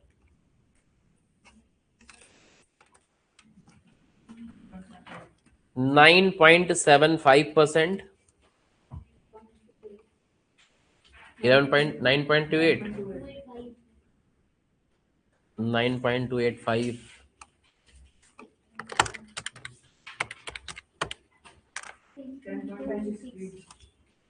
10.263। तो ये थर्ड क्वेश्चन का आंसर हो जाएगा। तो ये सब छोटे छोटे सवाल हैं, नन्हे मुन्ने, जिनसे आप कॉस्ट ऑफ डिवेंचर्स निकालना सीख रहे हो।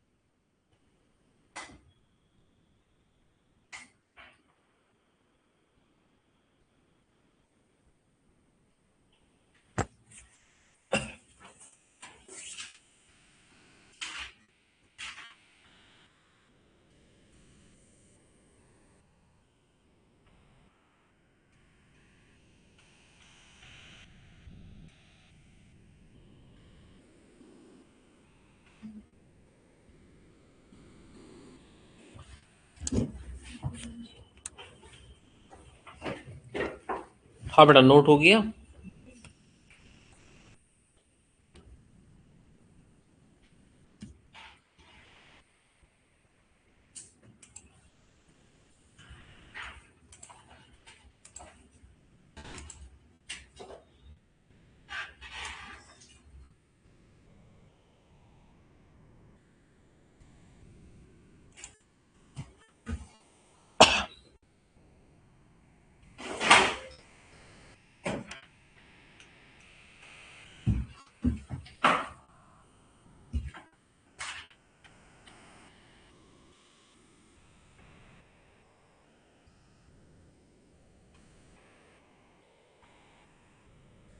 आगे कराऊं बेटा?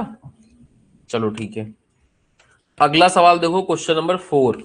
ठीक है, अब देखो मैं बैक टू बैक 5-6 सवाल कराने जा रहा हूं और सबकी फोटो में शेयर कर दूंगा, या मैं एक पीडीएफ में ही कर देता हूँ, वो पीडीएफ ही भेज दूंगा आप लोग को, चिंता मत करो।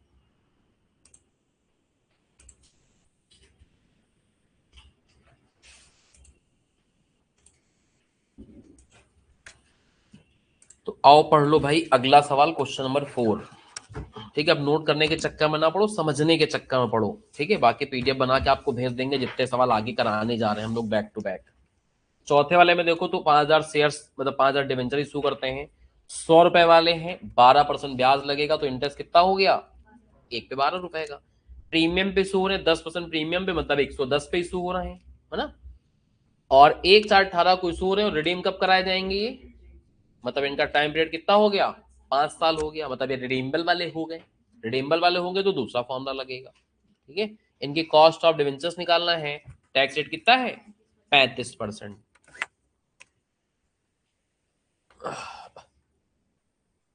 ये हो गया क्वेश्चन नंबर हमारा 4 का सोल्यूशन।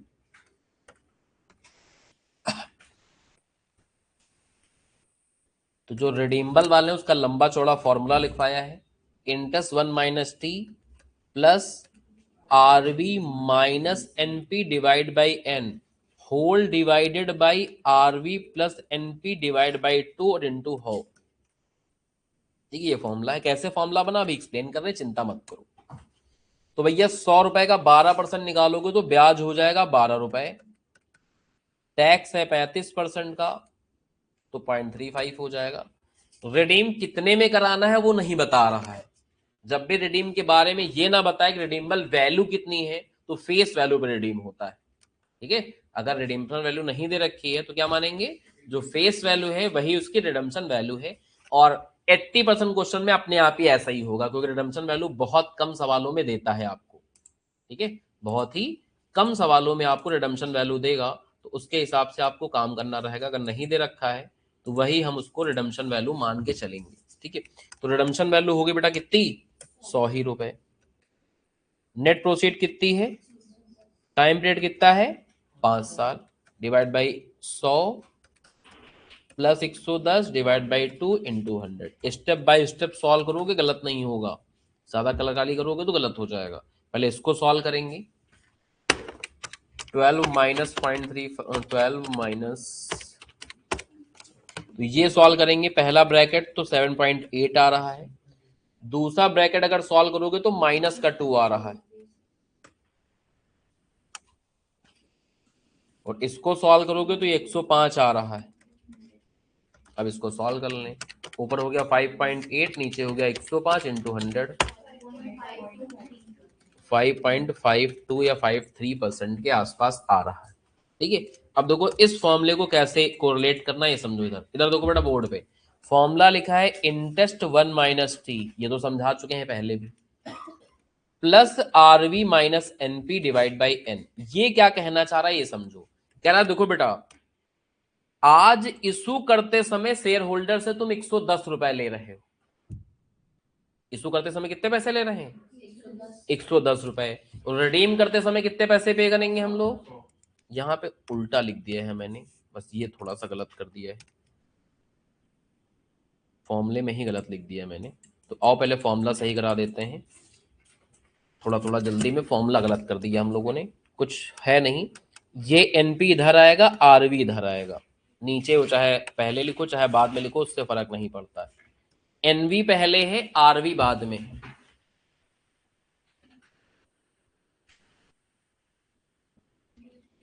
जस्ट अ मिनट रुक जाओ एक मिनट, अभी ना काटना, एक मिनट रुक जाओ, मुझे अपना सोच लेने दो। ठीक है, तो मैं बताता हूँ।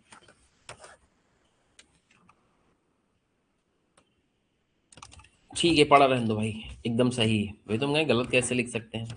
ठीक है, जैसा था वैसा ही रहेगा ओरिजिनल, कुछ भी गलत नहीं है, समझा रहा हूं मैं, एक बार समझ लो। इस सवाल में जो हम लोग कर रहे थे, इस सवाल में हमारा एनपी कितना था 110। इस सवाल से हट के बात करेंगे तो कनेक्ट बनेगा आपका। मान लो एनपी होता 100 रुपए एग्जाम्पल, ठीक है, इस सवाल से कोई लेने देना नहीं है, अलग समझ रहे हैं हम लोग, कॉन्सेप्ट समझ रहे हैं। रिडम्पशन वैल्यू है मान लो 120 रुपए, तो मतलब आज हम इशू करेंगे तो हमें 100 रुपए मिलेंगे एज अ कंपनी, और जब वापस करेंगे तो 120 वापस करना पड़ेगा ना, तो हमारा क्या होगा 20 रुपए का ये भी घाटा है।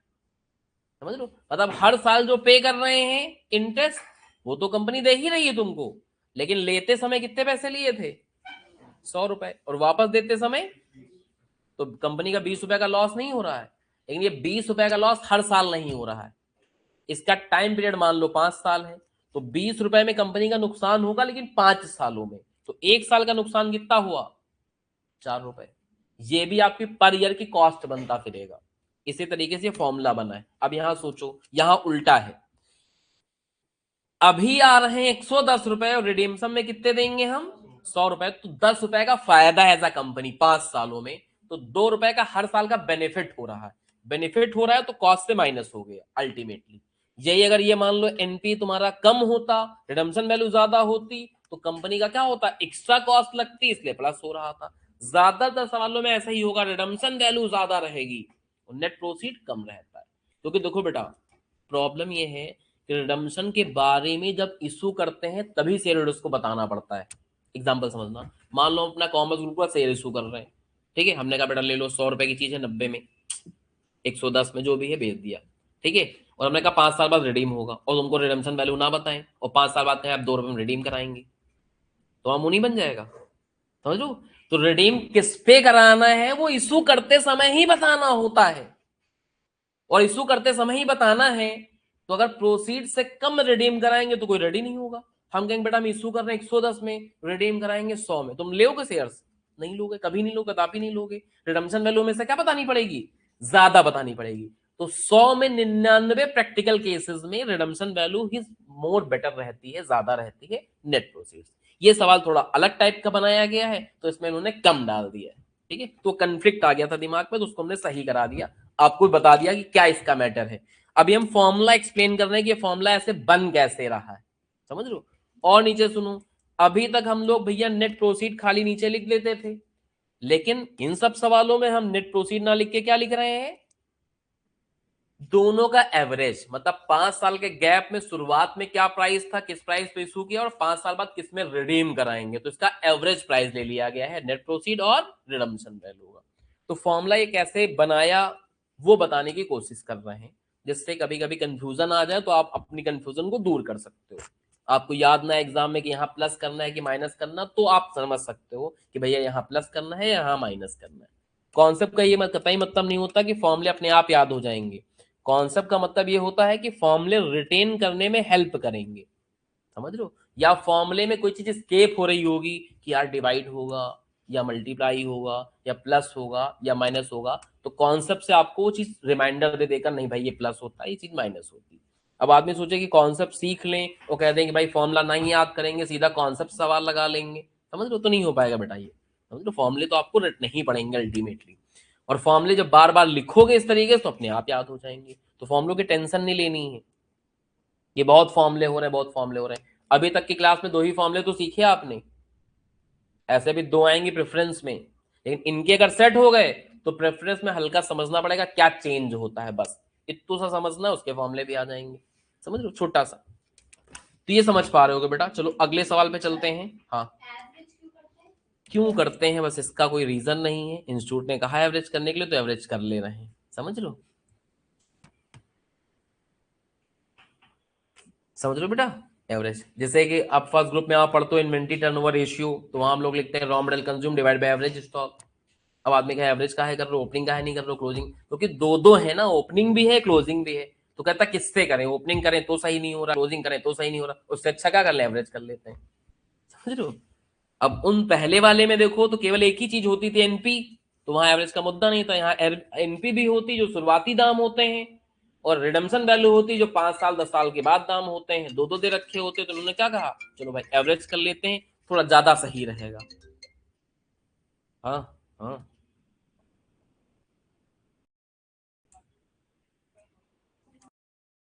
ठीक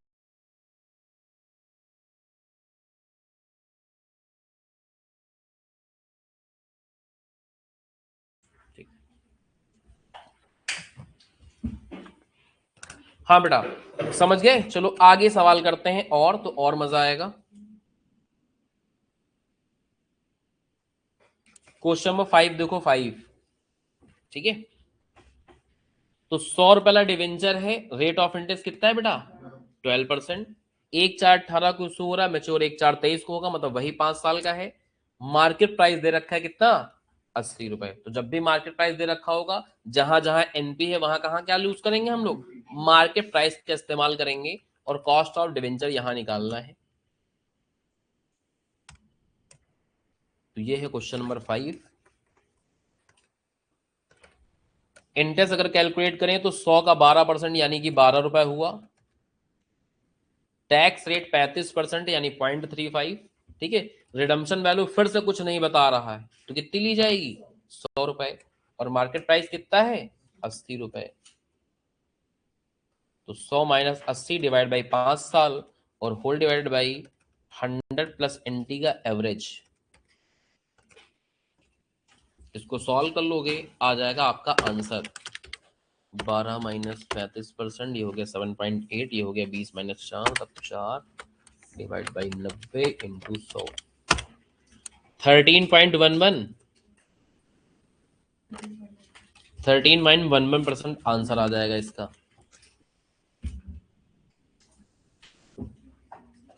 ठीक है, 13.11%। ठीक है। अभी पीडीएफ भेज दे रहे हैं, जो सवाल करा रहे हैं इनकी पीडीएफ बना के भेज देंगे सोल्यूशन की, तो आराम से घर पे नोट कर लेना, एक बार प्रैक्टिस भी हो जाएगी तुम्हारी। अभी बैक टू बैक कुछ सवाल लगा लेते हैं, जिससे आपके फॉर्मूले रिटेन हो जाए और टॉपिक दिमाग में एकदम सेट हो जाए मस्त सा।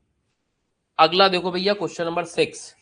रीमैन कंपनी इशू करते हैं 100 रुपए की फेस वैल्यू के डिवेंचर्स, 12% इंटरेस्ट पे, टोटल 10 लाख रुपए के इशू कर रहे हैं। तो टोटल से अपने को कोई मतलब नहीं होता, अपने को एक एक पकड़ के चलना है। तो 100 की फेस वैल्यू है, 12% ब्याज देंगे तो कितना हो जाएगा, 12 रुपए। ठीक है, तो फॉर्मूला तो वही लगेगा अपना, इंटरेस्ट हो गया 12 रुपए, 1 माइनस टैक्स रेट कितना है, 50% यानी कि 0.50। ठीक है। डिवेंचर सोल्ड हो रहे हैं अभी 5% डिस्काउंट पे, मतलब इशू कितने पे हो रहे हैं 95, लेकिन 5% फ्लोटेशन कॉस्ट भी होगी, समझ रहे हो। तो मतलब एनपी कितना हो जाएगा 90, और 10 साल बाद रिडीम होंगे वो भी 5% प्रीमियम पे, मतलब थे 100 रुपए के तो 5% प्रीमियम कितना हो जाएगा 105 पे। तो रिडम्पशन वैल्यू हो गई 105 और नेट प्रोसीड कितना हो गया है 90। बाकी इनकी कैलकुलेशन में नीचे लिख दे रहे हैं जिससे आपको समझने में कोई तकलीफ ना हो। इसको सॉल्व कर लेंगे आ जाएगा आंसर। इसमें वर्किंग नोट बना देते हैं जिससे आप समझ पाओ सारी बातें। ठीक है। फेस वैल्यू थी 100 रुपए, 5% डिस्काउंट पे इशू कर रहे थे, 5 रुपए डिस्काउंट हो गया, 95 रुपीज क्या हो गया इसका इशू प्राइस, और इसमें फ्लोटेशन के 5 रुपए माइनस कर दोगे तो 90 रुपए क्या आ जाएगा आपका नेट प्रोसीड एनपी। और दूसरा वर्किंग नोट रिडम्पशन वैल्यू का बताए दे रहे हैं, 100 रुपए फेस वैल्यू थी और 5% प्रीमियम में इसको रिडीम कराना था। तो आरवी कैसे 105 आया उसकी कैलकुलेशन में नीचे लिख दी, और नेट प्रोसीड कैसे 90 आया उसकी भी कैलकुलेशन हमने नीचे लिख दी जिससे समझने में कोई दिक्कत ना आए। चलो सॉल्व करके बताओ कितना आया 7.79 7.77 हो जाएगा फिर और क्या 7.69 ही आया सिर्फ ये कह रहे हो तो 7.7 हो जाएगा, या 692 भी लिख सकते हो उससे कुछ फर्क नहीं पड़ता इतना। ठीक है, कोई ये लिखेगा तब भी ठीक है और कोई ये लिखता है 7.692% तो उसका भी ठीक है। तो हो गया ना, 2 डिजिट तक आंसर लिख रहा है 3 तक लिख रहा है। हाँ बेटा क्लियर हो गया, आगे चले हम लोग। चलो अगला देखो भाई, क्वेश्चन नंबर हमारा कौन सा 7 थोड़ा अलग सवाल है, बॉन्ड का सवाल है। अभी हम लोग कौन सा पढ़ रहे हैं डिवेंचर, बॉन्ड में हल्का फुल्का चेंजेस होते हैं, समझेंगे सीखेंगे तब करेंगे, कोई दिक्कत की बात नहीं। चलो हेडिंग डालो बेटा cost of preference shares. Notes बनाने का काम तुरंत कर लोगे, सवाल के आंसर आपको भेज दिए जाएंगे। कॉस्ट ऑफ प्रेफरेंस शेयर,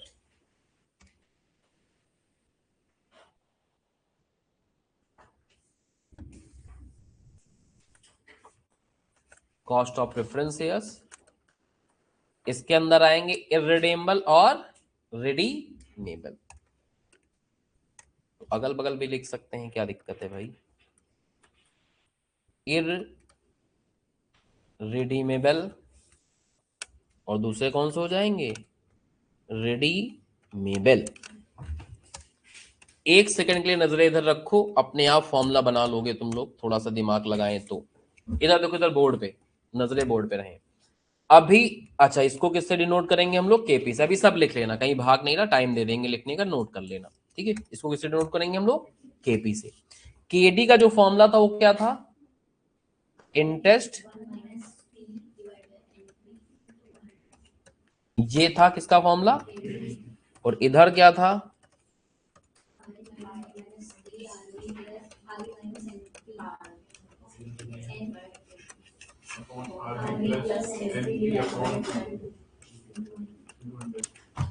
बस देखो फर्क क्या है, इधर देखो इसको काटना है और इसकी जगह पे प्रेफरेंस डिविडेंड लिखना है। ठीक है, कितना आसान हो गया।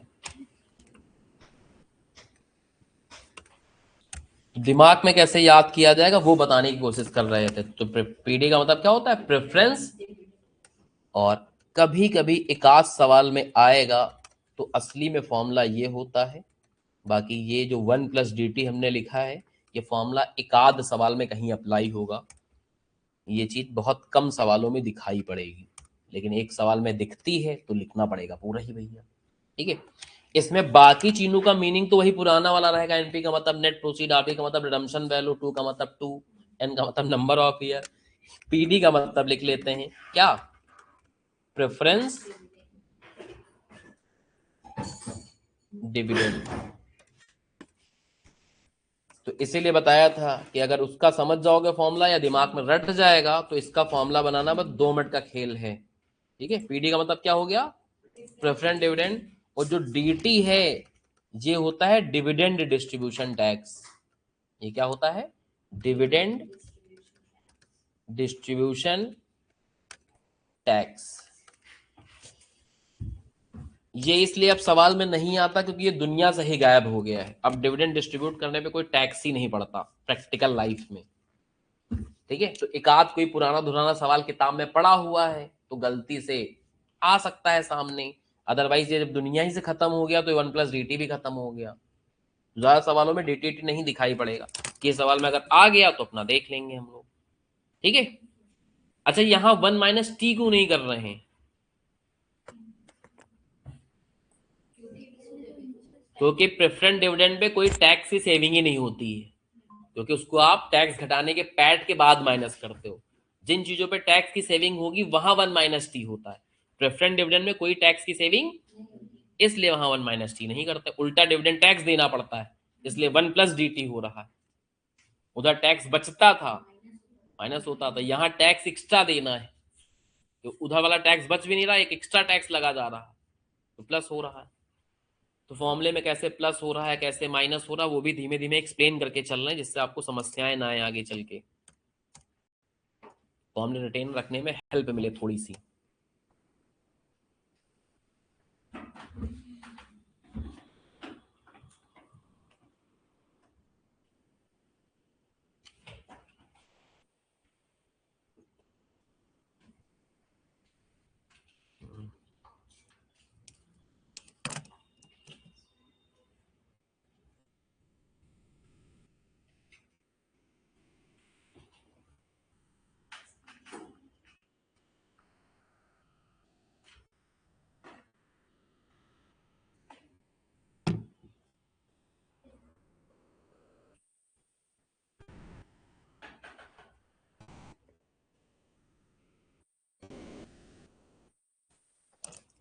हाँ बेटा, नोट हो गया।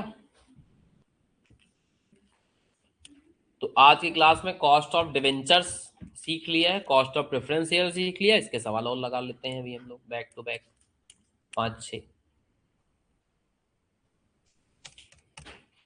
अगर मैं नंबर ऑफ क्वेश्चंस की बात करूं तो यही एक लौता एक चैप्टर है कॉस्ट ऑफ कैपिटल जिसमें कुछ ज्यादा सवाल है, 40-50 सवाल है छोटे बड़े मिला के।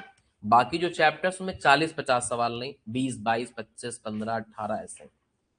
ठीक है, तो बाकी चैप्टरों में नंबर ऑफ क्वेश्चन थोड़े 20-25 के रेंज में है, लेकिन इस चैप्टर में नंबर ऑफ क्वेश्चन 50 के रेंज में। तो नंबर ऑफ क्वेश्चन थोड़े से ज्यादा हैं इस चैप्टर में, लेकिन कोई बात नहीं, कुछ है भी तो छोटे छोटे, एक एक लाइन में खत्म हुए जा रहे हैं। अब इन्हीं सबको 5 सवाल को ABCD करके डाल देता तो एक ही सवाल में दिखाई पड़ता तुमको, अलग अलग नंबर डाल दिए गए इसलिए ज्यादा सवाल दिख रहे हैं, उससे कुछ फर्क नहीं पड़ता बेटा। चलो आ जाओ वापस इधर देते हैं। अभी हमने यहाँ पे क्वेश्चन नंबर 7 पेंडिंग रखा है और 8 पेंडिंग रखा है। ठीक है, कोई बात नहीं, आगे कराया जाएंगे, चिंता मत करो। इलिस्ट्रेशन नंबर 9 देखोगे तो 60,000 प्रेफरेंस शेयर रिडीम हो रहे हैं, रिडीमेबल है वो भी बहुत बढ़िया है, 100 रुपए वाले, और रेट ऑफ इंटरेस्ट कितना है 12%, और इशू किस पे हो रहे हैं 5% प्रीमियम पे, रिडीम होंगे 10 साल बाद वो भी 10% प्रीमियम पे। फ्लोटेशन कॉस्ट कितनी है 3 रुपए, मतलब इशू तो 105 में होंगे लेकिन 3 रुपए तो फ्लोटेशन कॉस्ट पे चले जाएंगे, 102 रुपए आ जाएगा क्या आपका नेट प्रोसीड। अब यहाँ देखो क्या बोला है कि इग्नोर करो डिविडेंड टैक्स को, वो तो नहीं दे रहे हो सवाल में तो इग्नोर तो वैसे भी करेंगे हम, देते और फिर कहते इग्नोर करो तो मैं मतलब भी निकलता, यहाँ तो वैसे भी नहीं दे रहे हो तो आदमी इग्नोर तो कर ही रहा है। ऐसी सी बातें लिख देते हैं लोग सवाल में, क्या ही बताएं, कोई सेंस नहीं बनता उनका। केपी, तो भैया इंटरेस्ट हो गया हमारा 100 का 12% यानी 12 रुपीज, डीटी है नहीं भूल जाओ उसको। रिडम्शन वैल्यू बताई है 10% प्रीमियम, 100 में 10% प्रीमियम जोड़ोगे तो कितना हो जाएगा 110। नेट प्रोसीड आपकी आई 102 रुपए, divide by 10 years, 110 plus 102 divide by 2 into 100। तो जो नेट प्रोसीड निकली है, पहले 100 में 5% प्रीमियम ऐड किया तो 105 आया, इसमें 3 रुपए फ्लोटेशन कॉस्ट के माइनस किए तो 102 आया।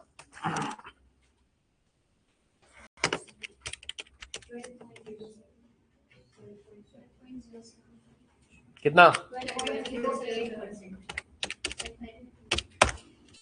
12.075 या 08 भी कर सकते हो राउंडिंग ऑफ करके, ठीक है का?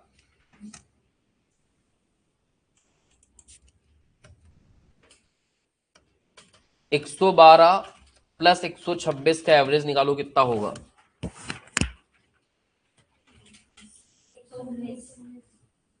हमसे कोई पूछो, हम तुमसे हाफ के हाफ के हाफ के समय में बता देंगे। टेक्निक होती है सारी, समझ रहे हो मैथ की। इनका डिफरेंस तो ऐसे निकाल सकते हो ना, कितना डिफरेंस आएगा? नहीं, 26 माइनस 12 भी नहीं कर पाओगे क्या? भाई 100 तो है ही है, 14 हुआ, उसका आधा कर लो, कितना हुआ? छोटे वाले में जोड़ लो या बड़े वाले में घटा लो। 119 आया था ना तुम्हारा, या तो इसमें 7 जोड़ लो या तो इसमें 7, जल्दी हो जाता है। तो तुम लोग एवरेज निकालते, हम निकालते थोड़ी ना, देखते हैं 8 का डिफरेंस है, डिवाइड बाई 2 4, 102 में 4 जोड़ोगे 106 हो जाएगा। समझ रहे हो कितना जल्दी प्रोसेस होती हैं ये चीजें? तो इसलिए कहा जाता है तुम लोग को कि मैथ बेटा थोड़ी अगर आती हो तो चीजें और जल्दी जल्दी कर सकते हो। जैसे तुम इसको 3 बार लिख लिख के करोगे, हम एक ही बार में कर देते हैं। समझ रहे हो, ये मनी में कर देते हैं कि 110 माइनस 102, 8 बचा, 8 डिवाइड बाई 10 करेंगे 80 पैसा आएगा, 12 में 80 पैसा जोड़ लिया, 12 80 हो गया। ये भी कर लिया 102, 8 ने 106, अब ऐसे लिखते 12 80 डिवाइड बाई 106 इंटू 100, बस आ जाता है आंसर। तो अगर थोड़ी सी मैथ, मतलब बेसिक मैथ थोड़ी सी सही होती है, तो जो कैलकुलेशन वाला काम है वो फ्रैक्शन ऑफ सेकंड्स में अंदर हो जाता है। बस कैलकुलेटर पे हाथ उंगलियां फेरने में जो टाइम लगता है उस पे लगेगा, और जब नहीं होती तो फिर टाइम लगता है चीजें करने में। समझ लो, जैसे कभी कभी ये सवाल आता है एमसी, मतलब जैसे रेशियो एनालिसिस ना, तुम लोग में भी एफएम में पढ़ेंगे, उसमें चैप्टर है। जैसे एक सवाल बना रहे हैं, देखो सवाल देखना कितना खतरनाक है। Opening stock is 3000 more than closing stock. ठीक है, क्या बोला हमने? Opening stock is 3000 more than closing stock, average stock दे रखा है कितना? 15,000। फाइंड ओपनिंग स्टॉक, चलो निकाल के दिखाओ। मतलब ये तो कर ही सकते हो, इसमें कुछ गलत थोड़ी ना है भाई, ये तो निकाल ही सकते हो, ऐसे ही सवाल है जनरल। फर्स्ट ग्रुप में भी बहुत आता है ऐसे सवाल, और सेकेंड ग्रुप में भी बहुत आते हैं।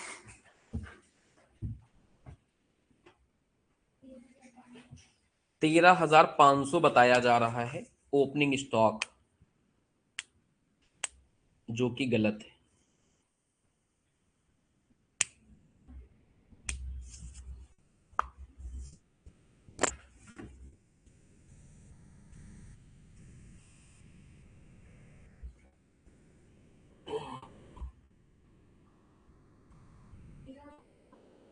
$13,500 जो तुम लोग चिल्ला रहे हो क्लोजिंग स्टॉक है बेटा, क्लोजिंग स्टॉक को एक्स माने हो ना, इतने में ही चले जाओगे। क्योंकि जो 13,500 बता रहे हो ए ऑप्शन होता है एग्जाम में, 4 MCQ होते हैं, तो ए में होता है 13,500 और 16,500 होता है बीसी में। तो जब तुम्हारा 13,500 आया होगा, हिट क्या चले आओ घर में।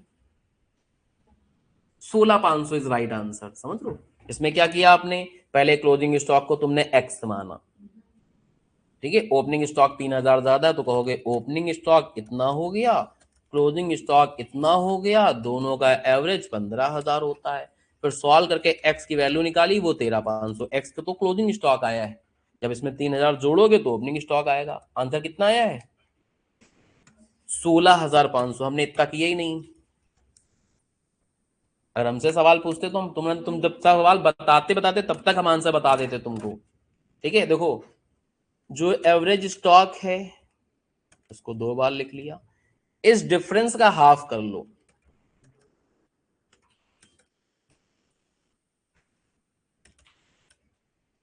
इसमें से एक ओपनिंग स्टॉक होगा, एक क्लोजिंग। देख लो कौन ज्यादा है, बड़ा कौन था? ओपनिंग। तो ये है ओपनिंग, ये है क्लोजिंग, दोनों के आंसर एक साथ आ गए। ठीक है, ओपनिंग का भी आंसर आ गया और क्लोजिंग का भी आंसर आ गया, और एक्सपेक्ट कुछ मानना भी नहीं पड़ा, क्योंकि एमसीक्यू में कहा में जस्टिफिकेशन लिखने, आंसर निकल गया, टिक करेंगे, घर चले जाएंगे अपना आराम से। दिक्कत क्या है? जहां हमें लगा के दिखाना होता वैसे तो मैं एक्स एक्स मान के पूरा करके आते, तब तुम्हें नंबर मिलते, लेकिन जब एमसीक्यू में आ रहा है तो ये शॉर्टकट काम में आते हैं। समझ लो, ये तरीके क्या हैं, काम में आ जाते हैं, छोटे छोटे छोटे छोटे नन्हे मुन्ने तरीके होते हैं। तो ऐसे हजारों तरीके हैं अपने पास, अब कितने तरीके तुम लोग को बताएं। तो जहां जहां जो चीज अप्लीकेबल होती वो सिखा देते हैं कि इसको हम कैसे जल्दी सॉल्व कर सकते हैं, इसको कैसे जल्दी सॉल्व कर सकते हैं, वो बता दिया जो तुम्हारे काम की चीज थी। वैसे मैथ में तो साला 6000 से ज्यादा शॉर्ट ट्रिक्स हैं, समझ लो, एक दो नहीं, 6000+ शॉर्ट ट्रिक्स होती हैं मैथ के अंदर। इतने सीखने लगे, पता लगा 5-6 महीने तो यही सब सीखने में चले गए, इतना समय कहाँ है बेटा। तो क्वेश्चन नंबर 10,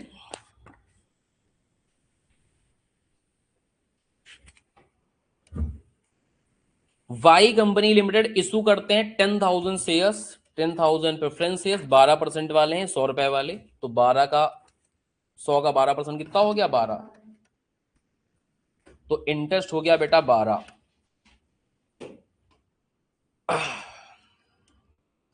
अब यहां पे है क्या आपका 12% का, ये क्या है, टैक्स ऑन डिविडेंड भी 12.5% है, सरचार्ज भी है। तो रुको अभी इसको थोड़ी देर बात कराते हैं, पहले ऑर्डिनरी क्वेश्चन कर लो, जिससे फिर कठिन वाले सवाल समझने की शक्ति तुम्हारे अंदर आ जाए। ठीक है, 11 पे अभी आते हैं। तो 100 रुपए वाला डिविडेंड, 100 रुपए वाला प्रेफरेंस शेयर है, 10% इस पे इंटरेस्ट है, तो भैया इंटरेस्ट कितना हो गया? 10। तो क्वेश्चन मैंने चेंज कर दिया है, ये है भाई 11, और यहां पे इंटरेस्ट कितना हो गया है? 10। फिर कॉस्ट ऑफ प्रेफरेंस शेयर्स निकालनी 3 केस में, अगर ये पार पे इशू हुए, 10% प्रीमियम पे इशू हुए और 10% डिस्काउंट पे दिए हुए हो और कोई डिविडेंड डिस्ट्रीब्यूशन टैक्स नहीं है, तो ठीक है भाई, फॉर्मूला लगा देंगे अपना 3 बार। ठीक है, 1 बार, 2 बार और 3 बार। चूंकि ये रिडीमेबल नहीं है, इररिडीमेबल है, तो कोई दिक्कत की बात ही नहीं है।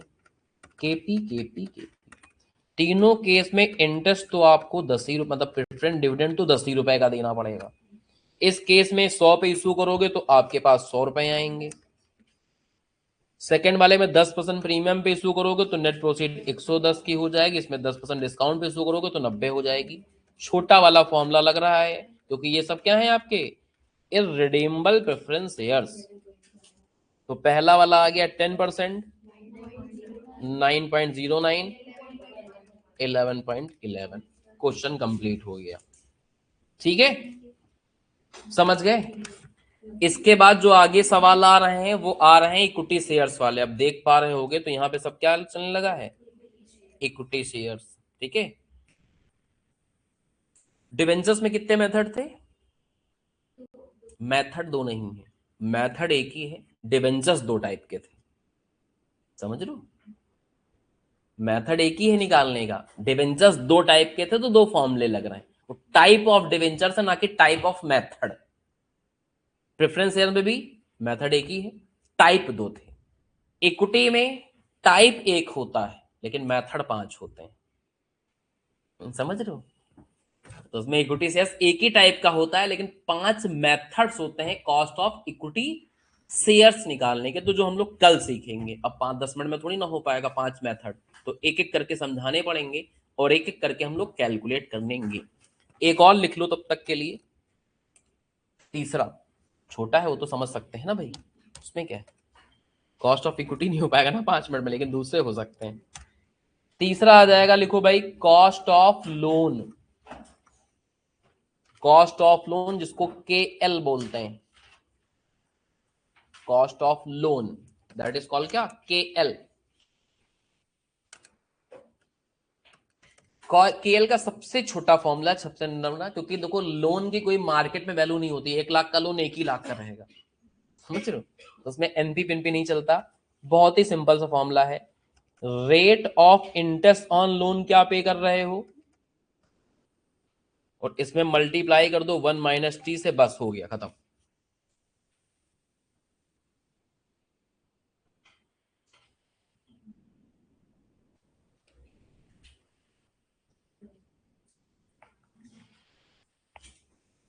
तो कितना छोटा है, कितना नन्हा मुन्ना है, समझ गए।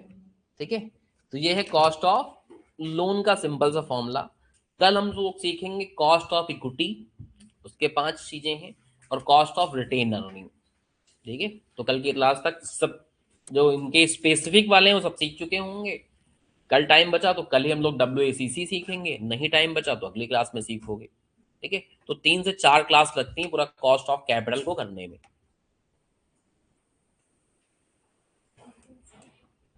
ठीक है, तो 3 से 4 क्लास लगेंगी। एक बच्चे का भी मतलब परसों से उससे व्हाट्सएप पे बात हो रही है, मतलब बाहर की लड़की है, तो हमने कहा कि भाई ऑनलाइन, और कह रही कि सर ऑनलाइन लेना है तो पसंद आया तो हमने कहा ले लो।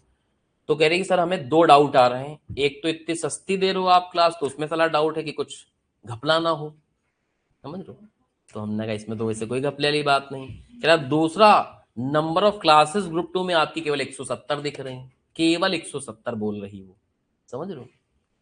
तो हमने कहा केवल 170 का मतलब क्या होता है, हमने कहा 30-35 क्लास में हमारा एक सब्जेक्ट कंप्लीट हो जाता है, बहुत ज्यादा लगती है तो 40 क्लासेस, तो 40 के हिसाब से देखो तो 160 क्लास होनी चाहिए, हमने तो 170 दे रहे हैं।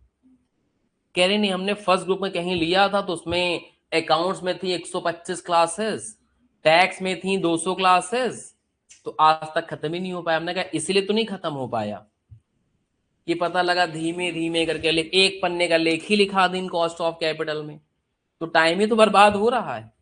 भाई वो लेख वेख तो किताबों में वैसे लिखा, मीनिंग समझाओ बच्चा समझ पाए, बाकी तो लाइन बाय लाइन पढ़ने वाला काम वो घर पे कर सकता अगर करना चाहे तो, वरना जरूरत ही नहीं है। एक पन्ने का तुमने थ्योरी लिखवा दी जो एग्जाम में आनी नहीं, सवाल कराओ 10-15-20 छोड़े तो मजा आए बच्चे को, कंफर्ट फील हो उसको। अब वहां गया ऐसे चलता रहता है हिसाब किताब, तो ना भैया जहां तुमको समझ में आए वहां पढ़ लो। हम ज्यादा अपसेल नहीं करते हैं, ज्यादा समझाएंगे नहीं तुम 1 घंटा, नहीं जितना समझाएंगे उतना और नेगेटिव थॉट में ले जाओगे तुम कि बहुत समझा रहे हैं, अब इनको बेचना ही बेचना होगा। हमने कहा मन करे ले लो, मन करे ना ले लो भैया, इतना नहीं समझा पाएंगे, इतना टाइम नहीं जितनी देर में माथा पच्ची करेंगे उतनी देर में दूसरे कस्टमर को बेच देंगे। हाँ बेटा, नोट कर लिया। तो थोड़ी फास्ट चलती हैं अपनी क्लासेस तो थोड़ा सिलेबस टाइमली कंप्लीट हो जाएगा, अदरवाइज तो भैया सिलेबस ही ना कंप्लीट हो पाए 4-6 महीने में। इनकी फोटो भेज दे रहे हैं तो घर पे नोट कर लेना, ठीक है। अभी 5 मिनट रुक के जाना, तुम्हारी बुक्स आ रही तो लेते जाओ, ठीक है। कॉस्ट ऑफ बॉन्ड का थोड़ा सा अलग है, हल्का सा, बाकी यही फॉर्मूला लगेगा उसमें। नॉर्मल बॉन्ड होंगे तो यही फॉर्मूला चलेगा, कल एक्सप्लेन करेंगे बेटा।